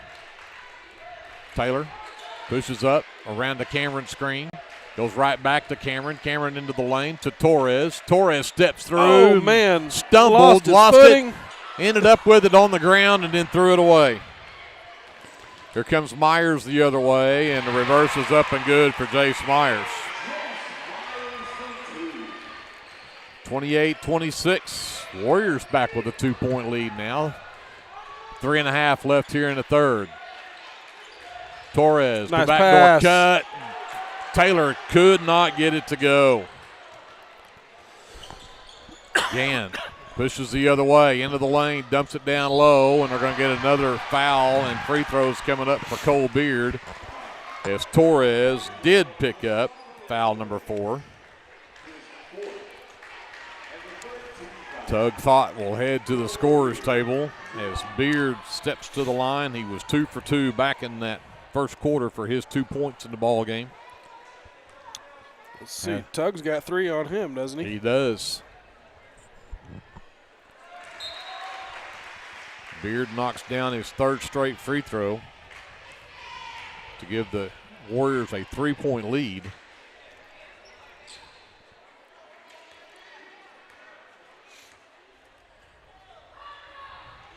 And he stays perfect at the line. 30-26. Warriors by 4. 3:10 left here in the third. Cameron to Fott at the high post. The handoff for Taylor behind the Fott screen. Too strong with the shot. Beard with the miss. Here comes Myers the other way. Back over to McKimmey left wing. Goes to the rack, lays it up short. Fott pulls down a miss. Here comes Hernandez the other way. Into the lane, spin move, hesitates, left it way short. McKimmey pulls down his 10th rebound. He may only have that 1 3-point basket, but he's definitely been on the glass. Absolutely. Myers to Beard left wing. Behind an Orr screen, gives it to McKimmey. McKimmey for 3, got it. Spoke too soon, Greg. Yep. 33-26. This is a 9-0 run from the Warriors. Taylor double team. Hernandez quickly to Cameron. He gets into the lane around McKimmy's.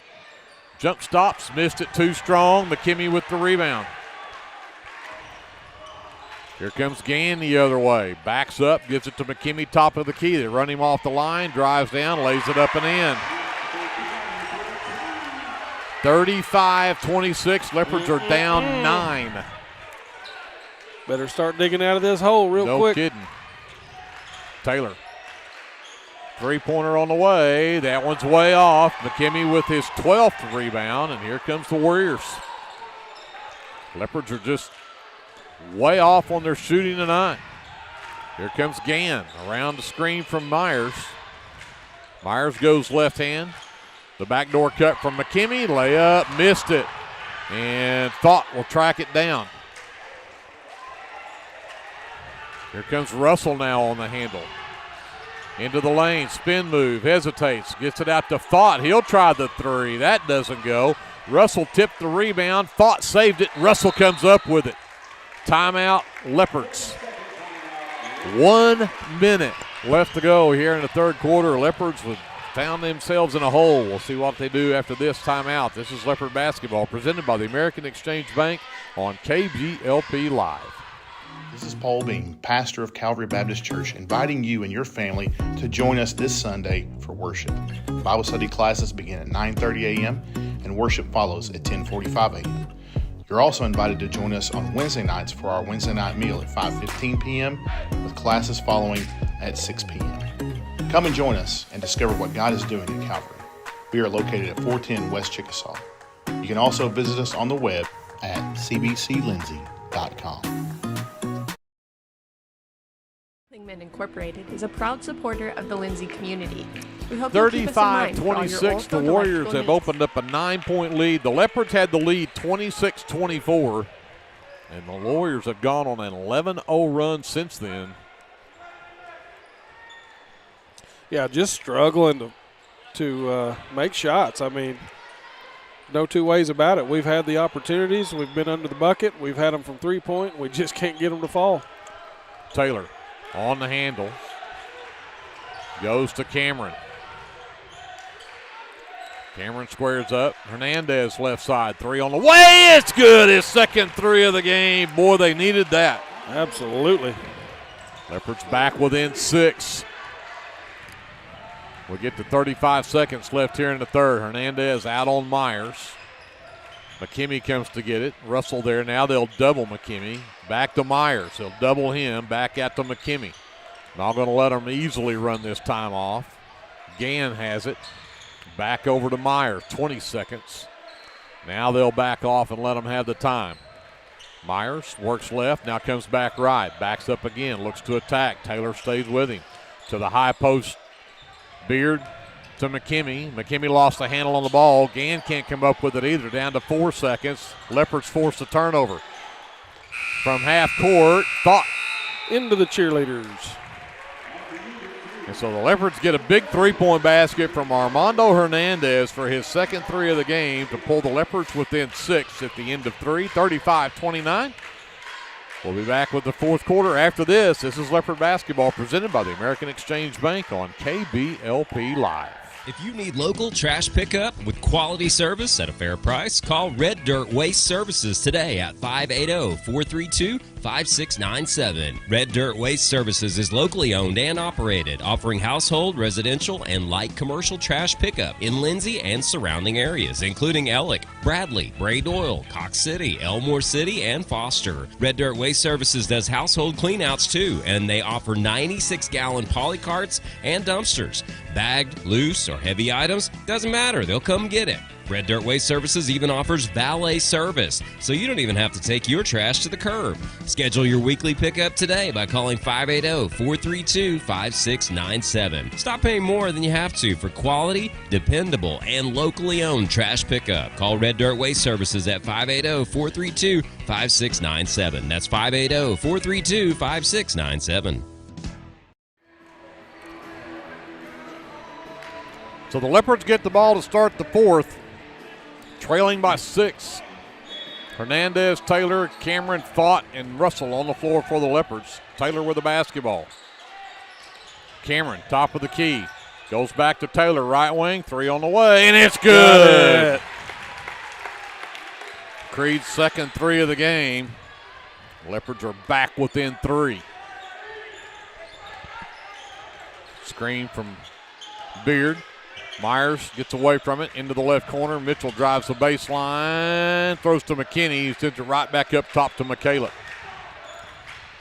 Back to Mitchell. Thought runs him off the line. Floater down the lane. Won't go for Mitchell. Got his own miss, and the reverse is up and good.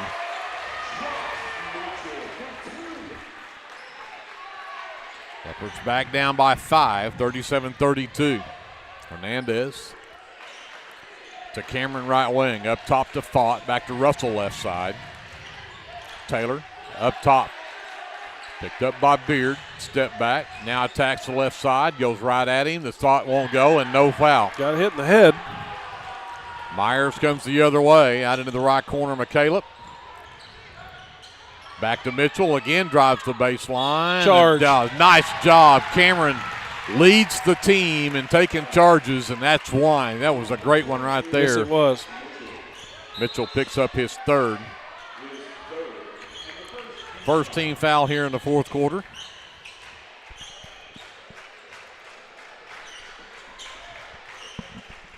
(37-32). Leopards down by 5. Hernandez will walk the ball up.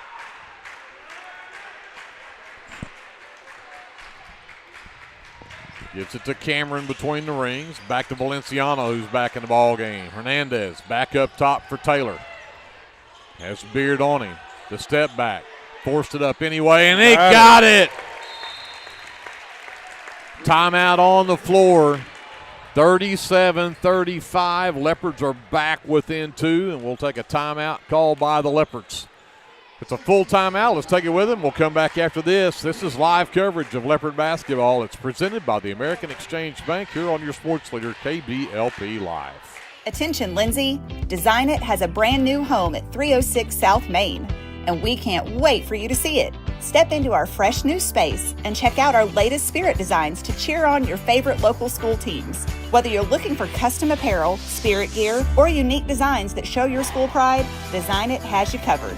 Come celebrate our new location today at 306 South Main Street in Lindsay, because at Design It, school spirit starts here. Legacy Roofing is a family-owned and operated business that serves Lindsay, Oklahoma and surrounding areas. We specialize in getting your home back to its best, whether it be annual wear and tear or storm damage. We don't just fix roofs, we take care of your home. Legacy Roofing, family-owned, community-focused, and always here for you. Call us today for a free estimate at 405-756-8855 and let us protect your home with the care it deserves. Oh, Greg, you almost got caught, I buddy. did. Some Hank Jr. playing on the PA, and I was singing along at the top of my lungs. Y'all almost got to hear some of the worst sounds you've ever heard. 6:25 left in the ball game. 37-35 Warriors with the basketball and a 2-point lead as we come out of the timeout. Greg has a wonderful singing voice, by the way. That's open for debate. But Myers walks it across, and they've spread the floor. They're gonna play the stall game. Good For grief. 6 minutes, they're gonna play the stall game. McKinney gets it back. They're gonna come double him, and they'll go to Myers. They're going to force the Leopards out, and then Beard from the free throw line can't get it to go. Cameron with the miss. Leopards with a chance to tie it. Could take the lead with the 3. Thought at the free throw line. The handoff to Cameron. Cameron carried the basketball. Started to make the spin. Didn't. And that'll be turnover number 8 now on the Leopards as Miller Orr will replace Jax Mitchell for the Warriors.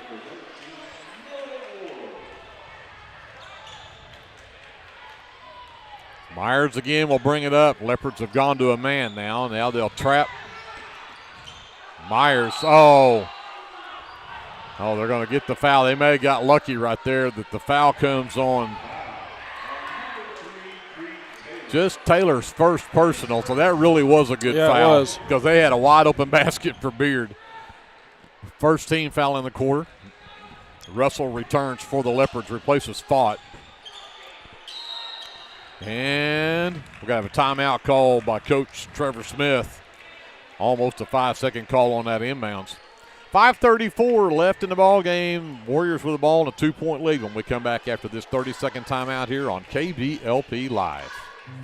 This is Dr. Matt Shelton with Lindsay Family Dentistry. I'm a 1997 graduate of Lindsay High School and have been practicing dentistry in Lindsay since 2006.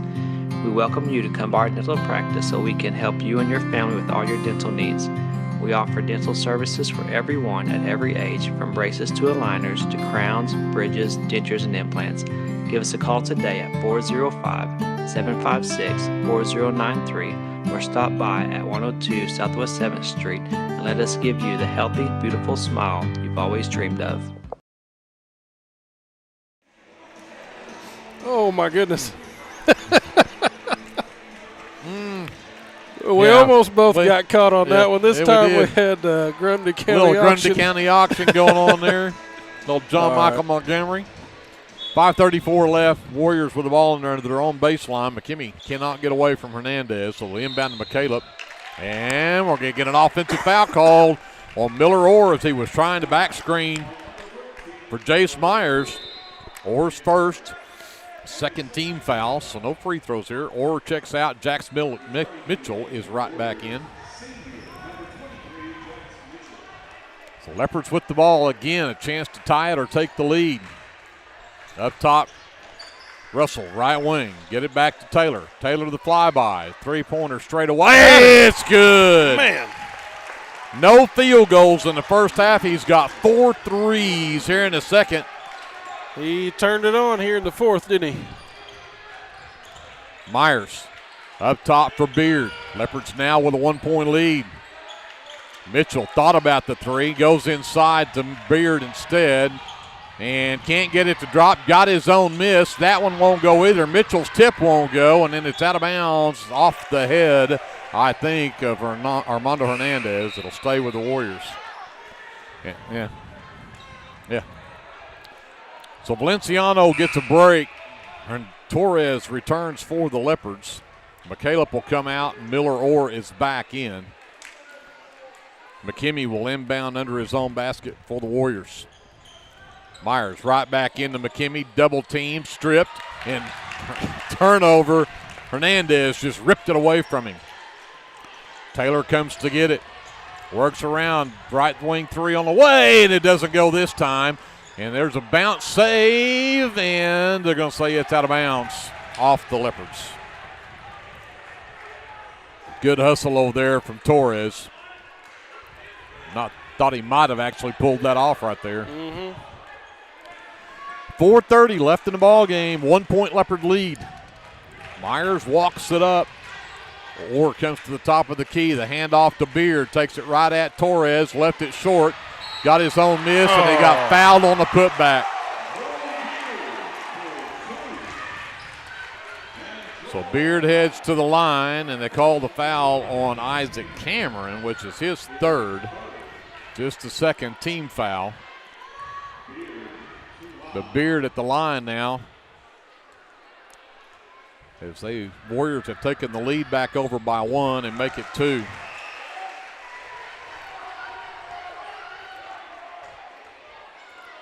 (40-38). Warriors a 2-point lead. Torres, the backdoor cut. Taylor cannot keep up with the pass. And that is a turnover on the Leopards. We're halfway through this fourth quarter. Told you this one would be entertaining, and it has been every bit of. Beard up top to Orr. Back over right wing Mitchell. Back up top to Myers. Works behind the Orr screen. Steps through. Got fouled. And I think Cameron just picked up his fourth. I think you're right on that. Oh, they're going to say he was on the shot and give him free throws. He was nowhere near shooting the basketball. He sure wasn't. He actually tucked the ball like a football in his right arm, not shooting. And, of course, Myers has not missed a free throw tonight. He's now 5 for 5. Pushes the lead for the Warriors back up to 3 at 41-38. Knocks them both down. He's 6 for 6 at the line. He's got 12 points in the ball game. The Leopards find themselves back down by 4. 3:45 left in the game. Hernandez into the left corner, Cameron.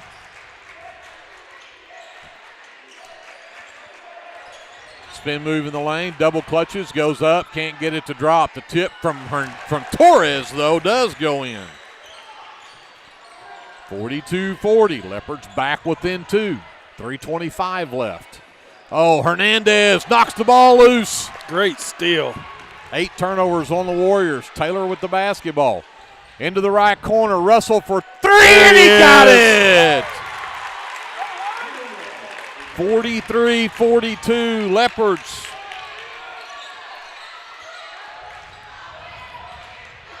Myers right at Torres. Could not pick up the foul. The rebound tipped right into the hands of Torres.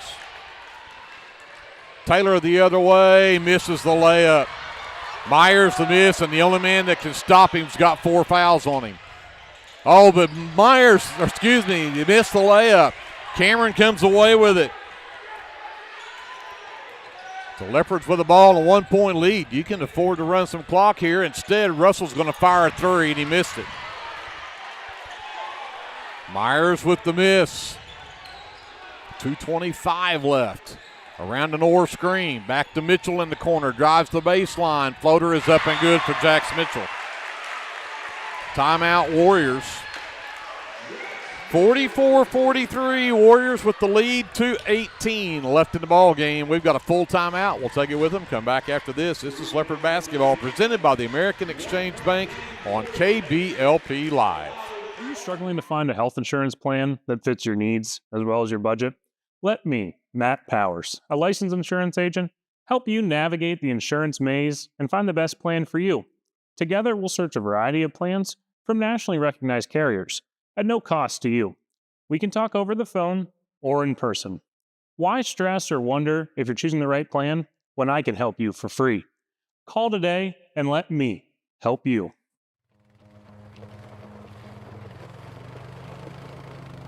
Looking for your next adventure? Head to Morris Motorsports in Chickasha. We carry top brands like Polaris, Can-Am, Kawasaki, and Honda. Plus, we offer a full-service and parts department. Whether it's ATVs, side-by-sides, motorcycles, or accessories, we've got what you're looking for. Visit morrismotorsports.com or give us a call at 405-224-6113. At Morris Motorsports, we don't just sell machines, we sell fun.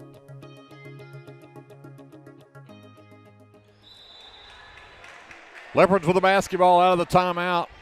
2:15 left in the ball game. They've got the ball down by 1 now, 44-43. Hernandez finally gets it to Russell. He's got McKimmey on him. Russell cannot get away from McKimmey. Rides him all the way down to the side.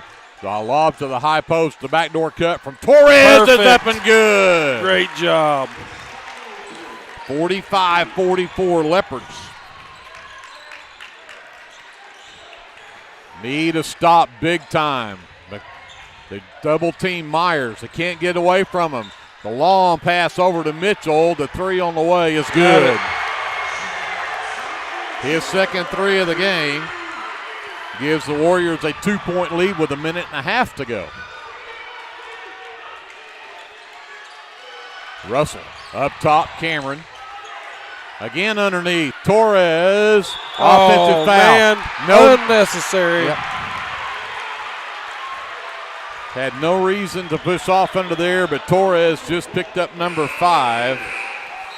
All he had to do was go up. Probably would have got an and one out of it, but wanted to make sure he had the space under there. And so instead, Gus will foul out with 7 points in the game and 1:21 left.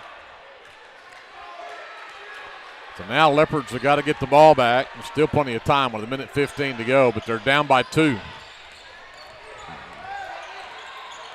Myers double teamed, got it to Mitchell down the baseline. Inside, Hernandez knocks the ball loose and comes away with the steal, and a timeout called. So Leopards get the turnover with 1:03 left to go in the ball game, down by 2. We'll see what happens after this. This is Leopard basketball presented by the American Exchange Bank on KBLP Live. Hey Leopard fans, this is Nick Johnson from First Baptist Church Lindsay. At First Baptist Church, we are a family ministry and desire to faithfully proclaim the gospel in Lindsay and beyond. We would like to invite you to join us every Sunday for worship at 9 a.m. and Sunday school following at 10:15. Our Wednesday evening activities start with dinner at 5:50, and then we have Bible studies for children, youth, and adults starting at 6:30. First Baptist Church is proud to support the Lindsay Leopards, and we wish all of our student athletes a successful season. From all of us at First Baptist Church Lindsay, go Leopards! A friend is someone who knows where you came from. Someone who always shows up when you need them. Hey, Ben. Someone who's there for the good times and the challenging ones. With comprehensive insurance policies backed by award-winning customer service, Shelter Insurance is committed to being there when you need us most. When the unexpected strikes, see Shelter Agent Caleb Smith in Lindsay. So good hustle from Armando Hernandez. Got the turnover for the Leopards. It's turnover number 9 on the Warriors. But with a minute to go in the game, the Leopards have got the ball, but they're down by 2. The handoff to Cameron. Valenciano to Russell left side. Underneath Cameron. Takes McKimmey under the basket. Tried to get it over to Hernandez, but Myers knocks it out of bounds with 50 seconds left on the clock.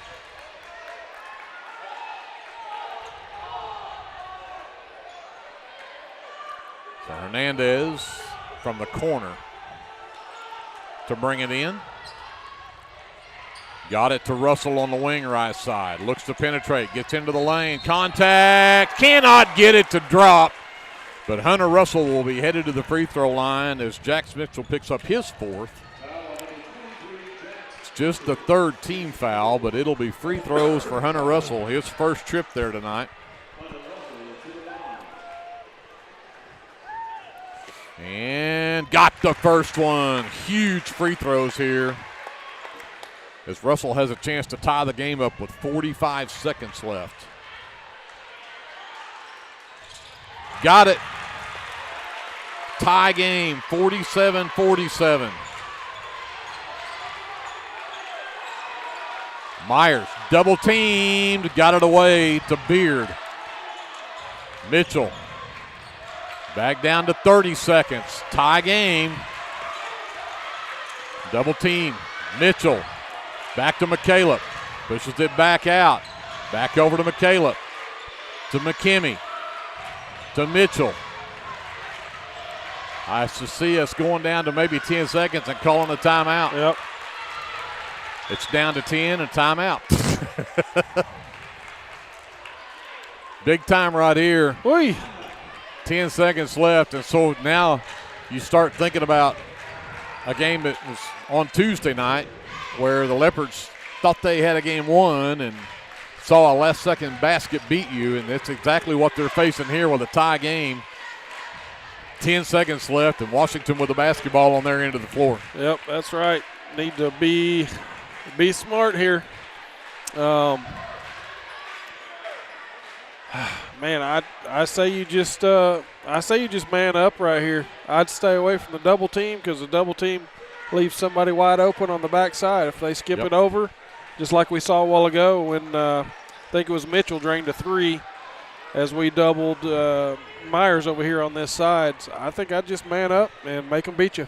I think you're right. I don't see the run out really getting you anything, like you said, other than leaving somebody open on the backside. Right here, just tough D. You know, maybe you luck out. You get them to get a turnover off of it. Maybe you get a chance at it. But the one thing you don't have any fouls to give because the next foul puts them in the bonus. That's right. So, and that's exactly what it looks like they're going to do. And pick your poison. I don't know anybody on that floor can do it. Myers gets it back. Looks to drive in. Taylor with the defense. Forces a tough shot. It won't go. The rebound, Hernandez. 2 seconds left. Timeout, Lindsay.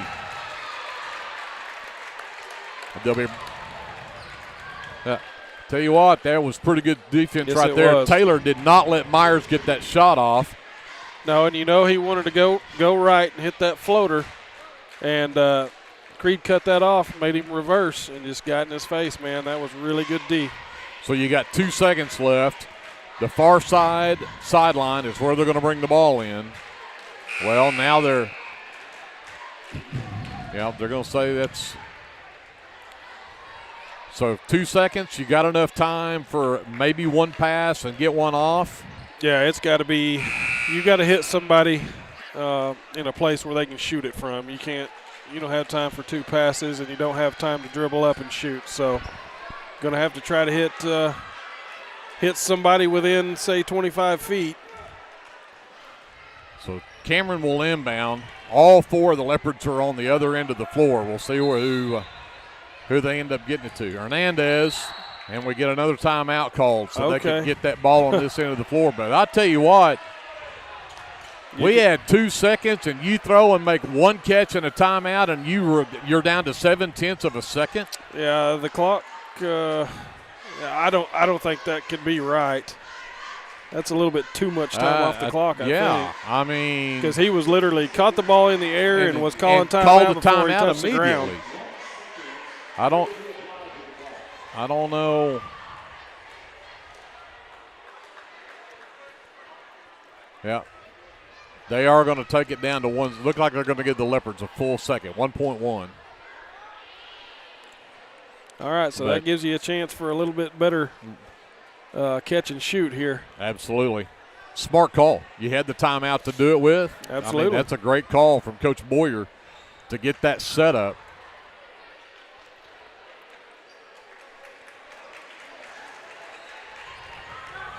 And again, good on the officials for coming back and realizing that was way too much time off the clock for no more than what happened there.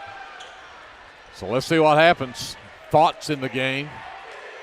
Russell, Hernandez, Taylor, and Cameron is inbounding from the far sideline. 1.1, here's a shot, and we're going to have a timeout called by Washington.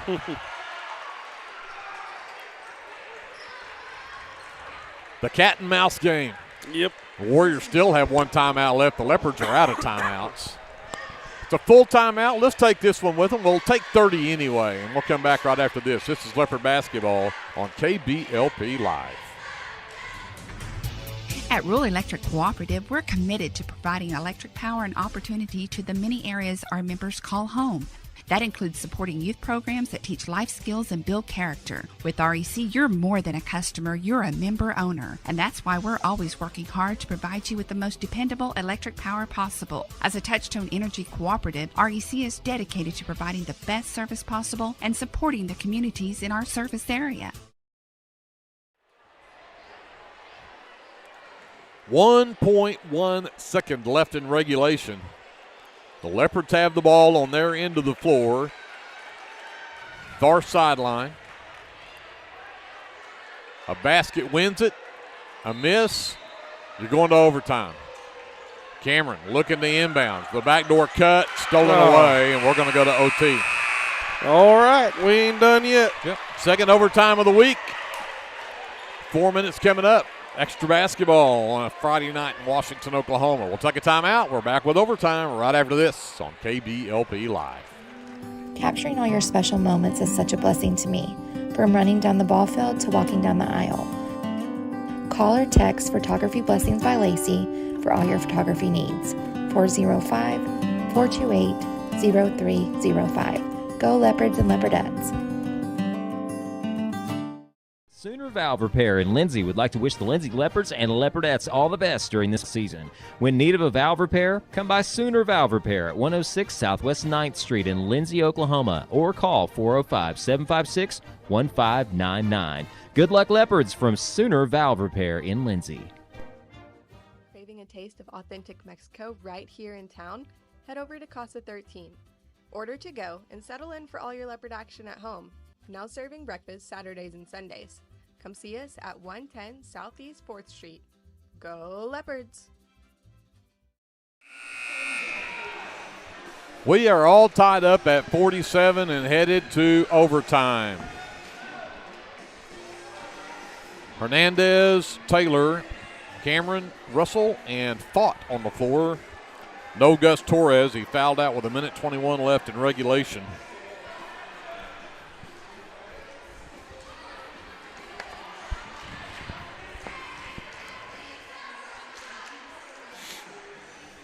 So some confusion of some kind here.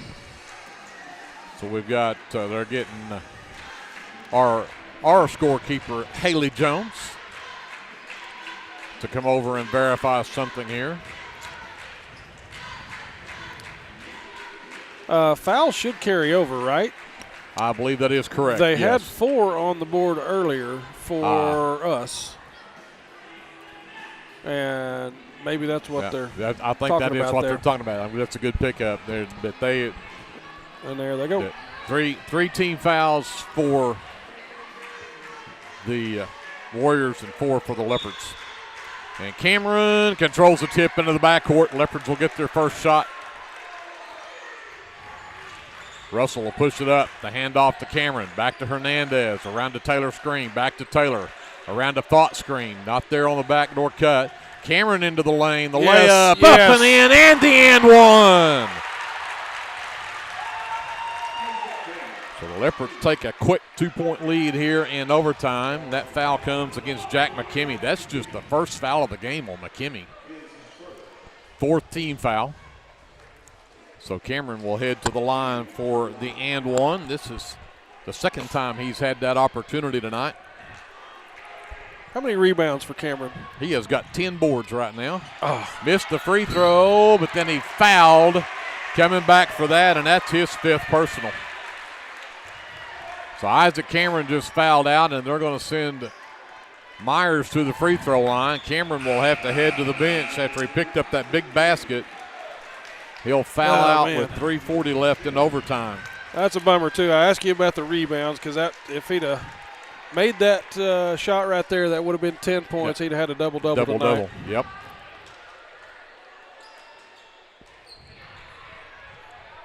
Yeah, that's unfortunate to have both Gus and Cameron out for the rest of this overtime period. That's 2 tough losses right there. Well, I'm glad I didn't say it because I was fixing to. Myers has not missed a free throw tonight, but he just missed that one. I must have something down wrong. I've actually got him he did 6 for 8. He did miss 2 in the second quarter. I see that now, yep. But he got that one to go. 49-48, Leopards by 1. 3:40 left here in the overtime. Hernandez pushes it up. Thought top of the key. Drives left, handoff to Taylor. Behind the Thought screen, into the lane, fakes the pass. Layup is good. Move. Great move. I thought he was passing that out to the corner. He looked out there and went ahead for the layup. That was a great job. Myers right down Main Street. Missed the layup. Thought comes down with the rebound. Taylor gets it away to Hernandez. Myers gives chase. He'll back up. 3 minutes to go. Leopards with the ball in a 3-point lead. They'll double team Hernandez. They go to Thought. Thought backs down McKimmey. Comes back to Hernandez. Right down the lane. Up. Cannot get it to go. Got his own miss. Backs into the lane. All kinds of contact. Russell for 3. No. Valenciano comes down with the rebound. Picked up a foul. Gets a shove against Moore, which is their 5th team foul, and that means Valenciano heads to the free throw line.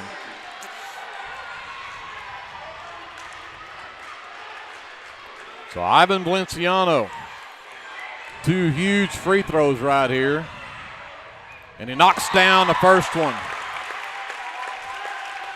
2-possession lead for the Leopards. Orr is going to check out. McCaleb is back in for the Warriors. Valenciano. And he got them both. Those are big. 7 points in the game. 53-48 Leopards. 2:40 left in overtime. Myers. Around the screen from Beard. Down the right side of the lane. Hesitates. Can't get it to go. Hernandez had the ball. It was knocked out of his hands. But they're going to say Hernandez was the last to touch it.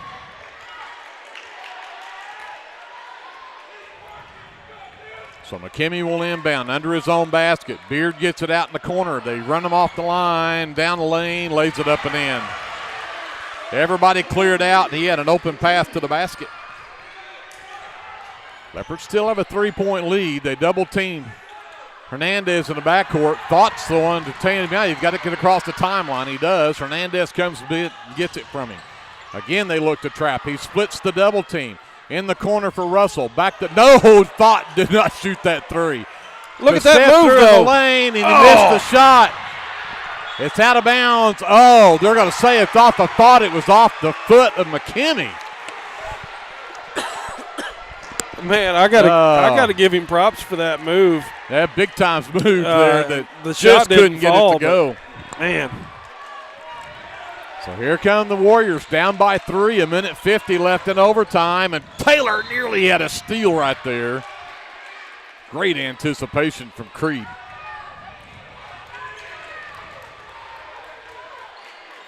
McCaleb gets it back. Myers will come back and get it. To the high post to Mitchell. Step back.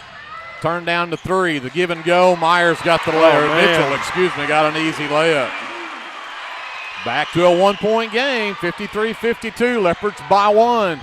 A minute 25 left. The double team in the backcourt. Russell. Across to Taylor. Timeout. Leopards.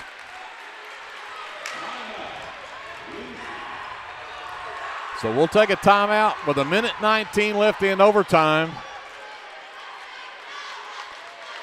And we'll be back right after this. This is Leopard Basketball presented by the American Exchange Bank on KBLP Live.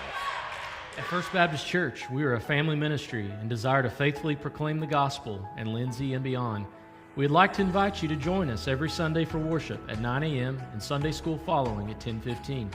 Our Wednesday evening activities start with dinner at 5:45, and then we have Bible studies for children at 6:15 and youth and adults starting at 6:30. FBC is proud to support the Lindsay Leopards, and we wish all our student athletes a successful season. Go Leopards! Lingman Incorporated is a proud supporter of the Lindsay community. We hope you'll keep us in mind for all your oil-filled electrical needs. You can give us a call at 405-756-4773.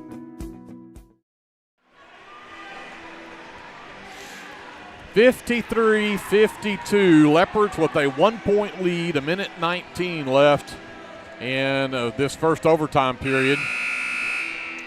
I think we would all like to hope it's the only overtime period and the Leopards could come out with a win right here. No doubt.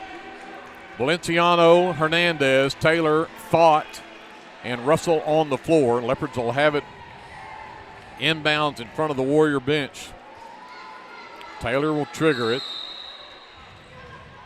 Hernandez in the backcourt, one-on-one with Myers. Gets across the timeline. Taylor right wing, turned down to 3. Gets into the lane, draws the contact, no whistles, and then they didn't get the shot. Here comes Myers the other way. Somebody stand right in front of him and take a charge. He misses the shot and gets a foul. We can't get the call on the other end of the floor, but they'll get it down here on Creed Taylor, who picked up his second. A little more generous down here. Yeah, because there was contact on Taylor's shot on the other end, and they don't call it. But now they're going to put Myers at the free throw line to shoot 2, down by 1. 1 for 2 his last trip, but he knocks down that one. Ties the game at 53. Can give the Warriors a lead here in overtime if he can knock this one down. And he missed it. Thought pulls down the rebound, and here come the Leopards with the tie game and 50 seconds left in overtime. Yep, got to get away from there. Got it to Valenciano. Valenciano out to Russell. Russell lost the basketball. Oh, no. Myers, the other end, got the layup.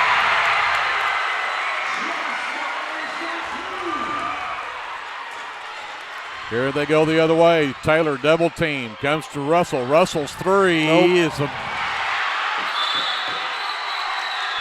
jump ball, and it's Washington basketball.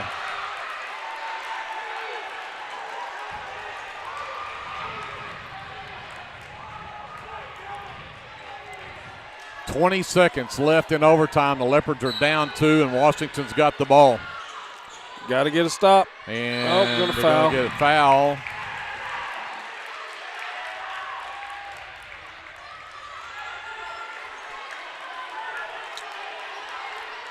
They didn't call. I don't know what they called right there. I don't either.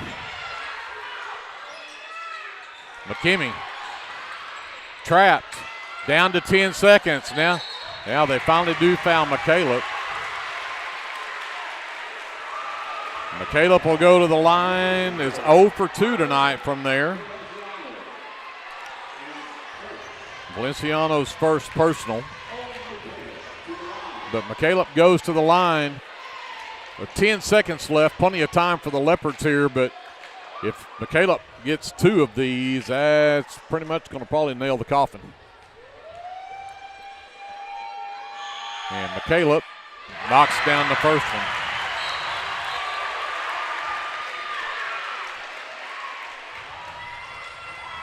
Thought comes out. Reed Dorman, number 15, checks in, three-point specialist. McCaleb readies for his second one. Leopards don't have any timeouts. Misses it. Dorman's got it. You got to get down the floor. And Leopards turn it over. McCaleb lays it up. McKimmey lays it up, and that'll do it. 58-53. The Warriors defeat the Leopards and hand them their third straight loss in overtime, 58-53. We'll take a timeout. We'll come back and wrap it up from Washington right after this on KBLP Live.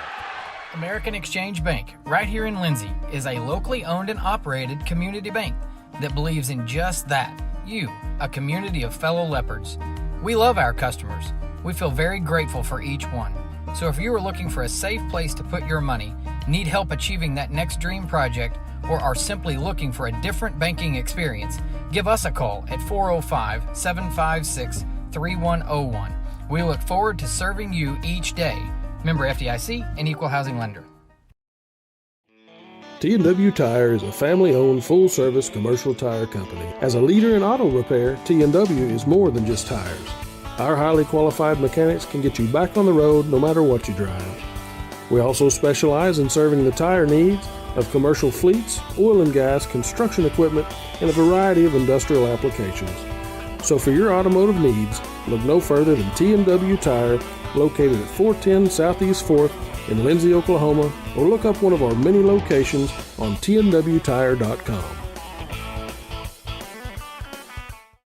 El Unico Taco Truck is ready to curb your hunger. The traveling taco truck has locations in Lindsay and Blanchard and is available for catering services. You can contact El Unico to book your next event at 405-760-0821. El Unico enjoys supporting all of our Leopards with their Taco Tuesdays. Reach out to El Unico for your next event.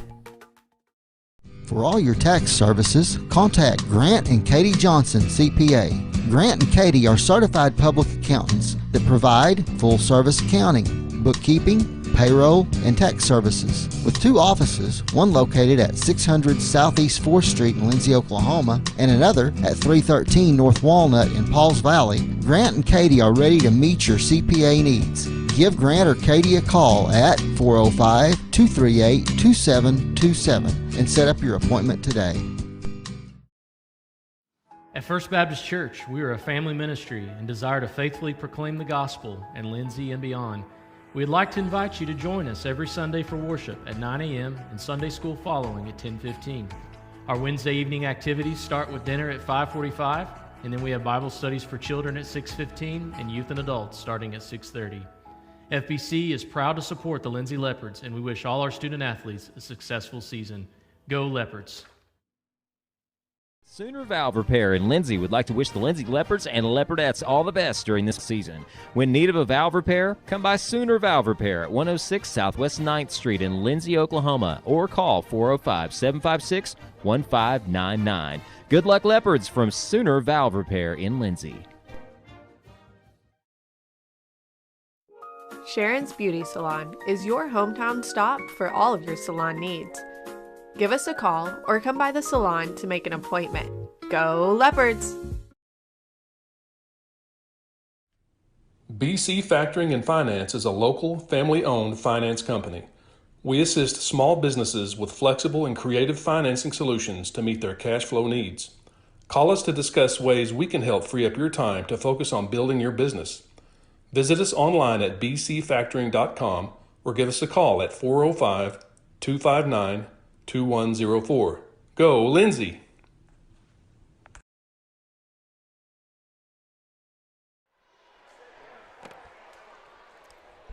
Back to wrap up another disappointing into a boys game for the Lindsay Leopards, their third straight loss, which I didn't think I would ever have to say.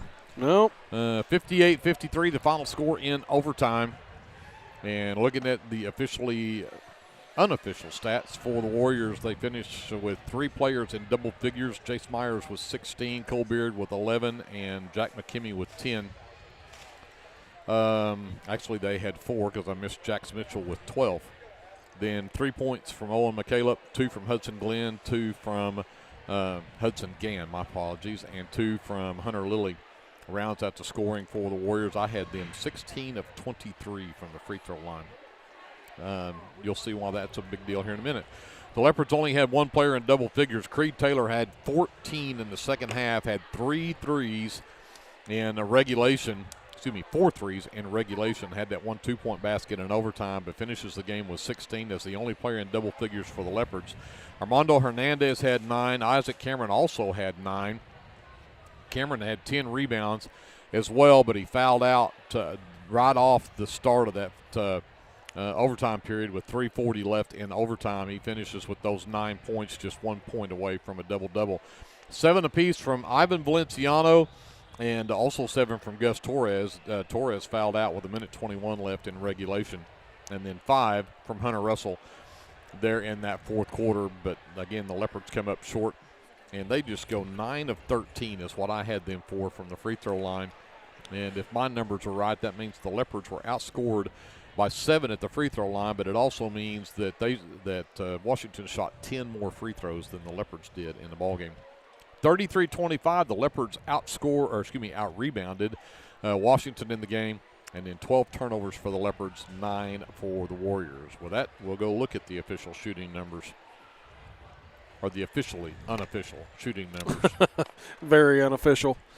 Let's see, starting with Washington from 2-point range, I had them 15 of 39 shots. That comes out to 38%. From 3-point range, just 4 out of 19 for 21%. And from the free throw line, I had them 16 of 23, shooting 70%. Really nice job on the free throws for Washington tonight. Overall, from the field, I had them 19 of 58 for a total of 33%. For the Leopards, I had them 10 of 28 from 2-point range. That's 36%. 8 of 27 from beyond the arc. That's 30%. I had them 9 of 14 for 64% from the free throw line. 18 out of 55 from the field, 33%. Exactly the same percentage from the field tonight. The Leopards a little bit better from 3, but, man, neither team shooting particularly well tonight. And, once again, disappointing third loss. After being flying high for most of the season, we got some work to do here. 17-0, and then you lose 1 to Purcell, or 16-0. Lose 1 to Purcell, go to 17-1, and then you lose 3 in a row. And again, it's going to happen. But at the same time, what do you learn from it? It's always, you take a loss like this. What did you learn from it? What can you take forward from it? It stings, but again. That's the cool thing about basketball as far as postseason concerns is everybody goes to postseason.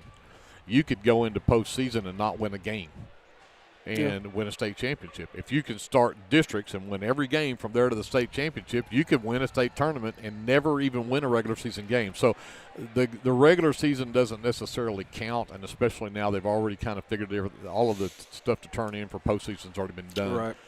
But when you take what the Leopards did early on, what you hope is that they don't let this get in their head and go, well, that we're not as good as we thought we were, or that we can't do this now. And, because they are every bit as good as they were. These are just good teams. I mean, this is a Warrior team. Yeah, we beat them 20 the first time, but this is a different Warrior team. Purcell, the same way. We're going to have to face Purcell again. So do you go into Purcell going, well, they beat us the last time, or, you learn from it. And I think that's something that Coach Boyer, Coach Osborne, Coach Byrne are going to go in there and say, look, guys, this hurts. This is your third loss in a row, your second overtime loss in 1 week. But learn from it. Yep. Pick up what you can. Go to Monday night. You got to go play a good Chickasha team. And let's go pick off the Chickasha team and just start over. Yep. So you got it. And that's what I was going to say. The record's not really that important, but the worry is taking those losses right here at the tail end is that it gets in their head. And, you'd like a team to go into the postseason confident. Hopefully, they still have the opportunity to do that. We got some games to go play and win and finish off strong. But, you don't want to let that get in their heads. Really, I don't see that they're doing anything particularly different or anything. It's just shots aren't falling that have been falling. Isaac struggled from 2-point range early on. He finally got it together, started getting his shots to fall, and gets those 9 points. Creed, he didn't make a three for a long time tonight. Yeah. He didn't have a field goal in the first half. Very, very, very unusual. So they're getting the same opportunities. We just haven't got the shots to fall whenever we get those opportunities. So we need to just, stay in the gym, keep shooting, and maybe they'll start falling later on. Well, and I think it's the turnover at the inopportune time, the shot that doesn't go at the inopportune time, the slip up on defense that comes up and lets you get an easy layup. It's just like the Beard gets the easy one down here in overtime. Everybody just kind of cleared out, and all of a sudden he had an open path to the basket. Yeah. It's like it's just the little things, and they come at the wrong time, and it's like you said, I don't think there's anything bad happening. It's just the way it happens. So I'll tell you just a quick addition. You go into an overtime period, they're down 2 starters. That's awfully tough too. Yes. And not that the guys playing in their place aren't capable, but you like to, in an overtime like that, be firing on all cylinders there, and that does hurt when Isaac Cameron's one of your leading scorers pretty much every night, and you're without him. So Tug, a great player, very athletic, but he doesn't produce like Cameron does, simple as that. So that hurts in those situations. Anyway, like you said, you learn from it, and we move on. Next game. Yep, and again, Hunter didn't have a great night tonight either. He had a big 3 there in the fourth quarter and a couple of free throws. But, again, that's typically you can always count on, at least double digits from him, and he's not been there the last couple of games. They haven't fallen for him. So again, good effort. Just come up short, and we'll see if the Leopards can rebound this. Again, we'll see them Monday night. There's a quick turnaround. Come out Monday night to Chickasha. The next time we see them. Again, the Leopardettes playing the number 1 team in the state didn't turn out like we wanted it to either. 79-25 the final score. The Leopardettes take one on the chin as well. But the Leopards are now 17-4, and we'll see how they bounce back from this on Monday night over in Chickasha. And that's where we will see you next. Andrew, great job. Thank you. You too. Also, JD over here on the live stream, Kevin on the camera, and a big thank you to Paige Sutherland, to CC, to Jason Wallenberg back at our studios. Appreciate all the work that everybody behind the scenes is doing. My name is Greg Peary. We're going to say goodnight from the Warrior Event Center. We will see you over in Chickasha on Monday night. And until we see you then, remember, whatever you do, always be a good sport. American Exchange Bank, right here in Lindsay, is a locally owned and operated community bank that believes in just that, you, a community of fellow leopards. We love our customers. We feel very grateful for each one. So if you are looking for a safe place to put your money, need help achieving that next dream project, or are simply looking for a different banking experience, give us a call at 405-756-3101. We look forward to serving you each day. Member FDIC and Equal Housing Lender.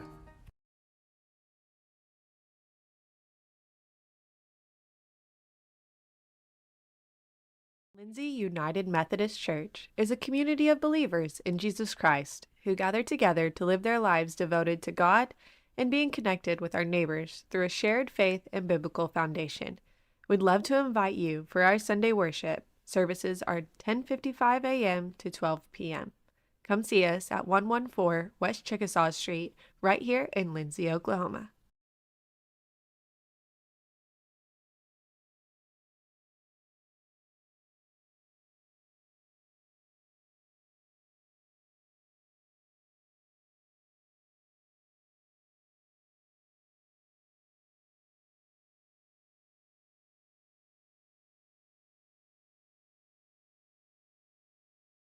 Craving a taste of authentic Mexico right here in town? Head over to Casa 13. Order to go and settle in for all your leopard action at home. Now serving breakfast Saturdays and Sundays. Come see us at 110 Southeast 4th Street. Go Leopards!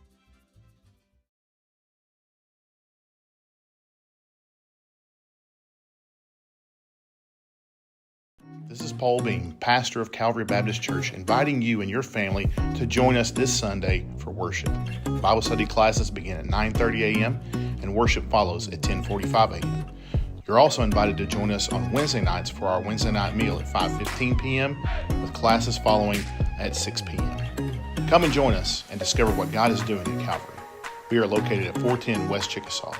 You can also visit us on the web at cbclindsay.com. Lindsay Municipal Hospital is dedicated to providing quality service to our local community, and we're wishing our Leopards and Leopardettes a healthy and successful basketball season. Go Leopards!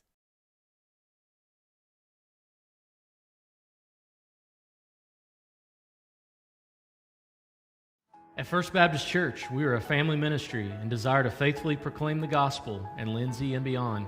We'd like to invite you to join us every Sunday for worship at 9 a.m. and Sunday school following at 10:15. Our Wednesday evening activities start with dinner at 5:45, and then we have Bible studies for children at 6:15 and youth and adults starting at 6:30. FBC is proud to support the Lindsay Leopards, and we wish all our student athletes a successful season. Go Leopards! At First Baptist Church, we are a family ministry and desire to faithfully proclaim the gospel in Lindsay and beyond. We'd like to invite you to join us every Sunday for worship at 9 a.m. and Sunday school following at 10:15. Our Wednesday evening activities start with dinner at 5:45, and then we have Bible studies for children at 6:15 and youth and adults starting at 6:30. FBC is proud to support the Lindsay Leopards, and we wish all our student athletes a successful season. Go Leopards! American Exchange Bank, right here in Lindsay, is a locally owned and operated community bank that believes in just that, you, a community of fellow leopards. We love our customers. We feel very grateful for each one. So if you are looking for a safe place to put your money, need help achieving that next dream project, or are simply looking for a different banking experience, give us a call at 405-756-3101. We look forward to serving you each day. Member FDIC and Equal Housing Lender.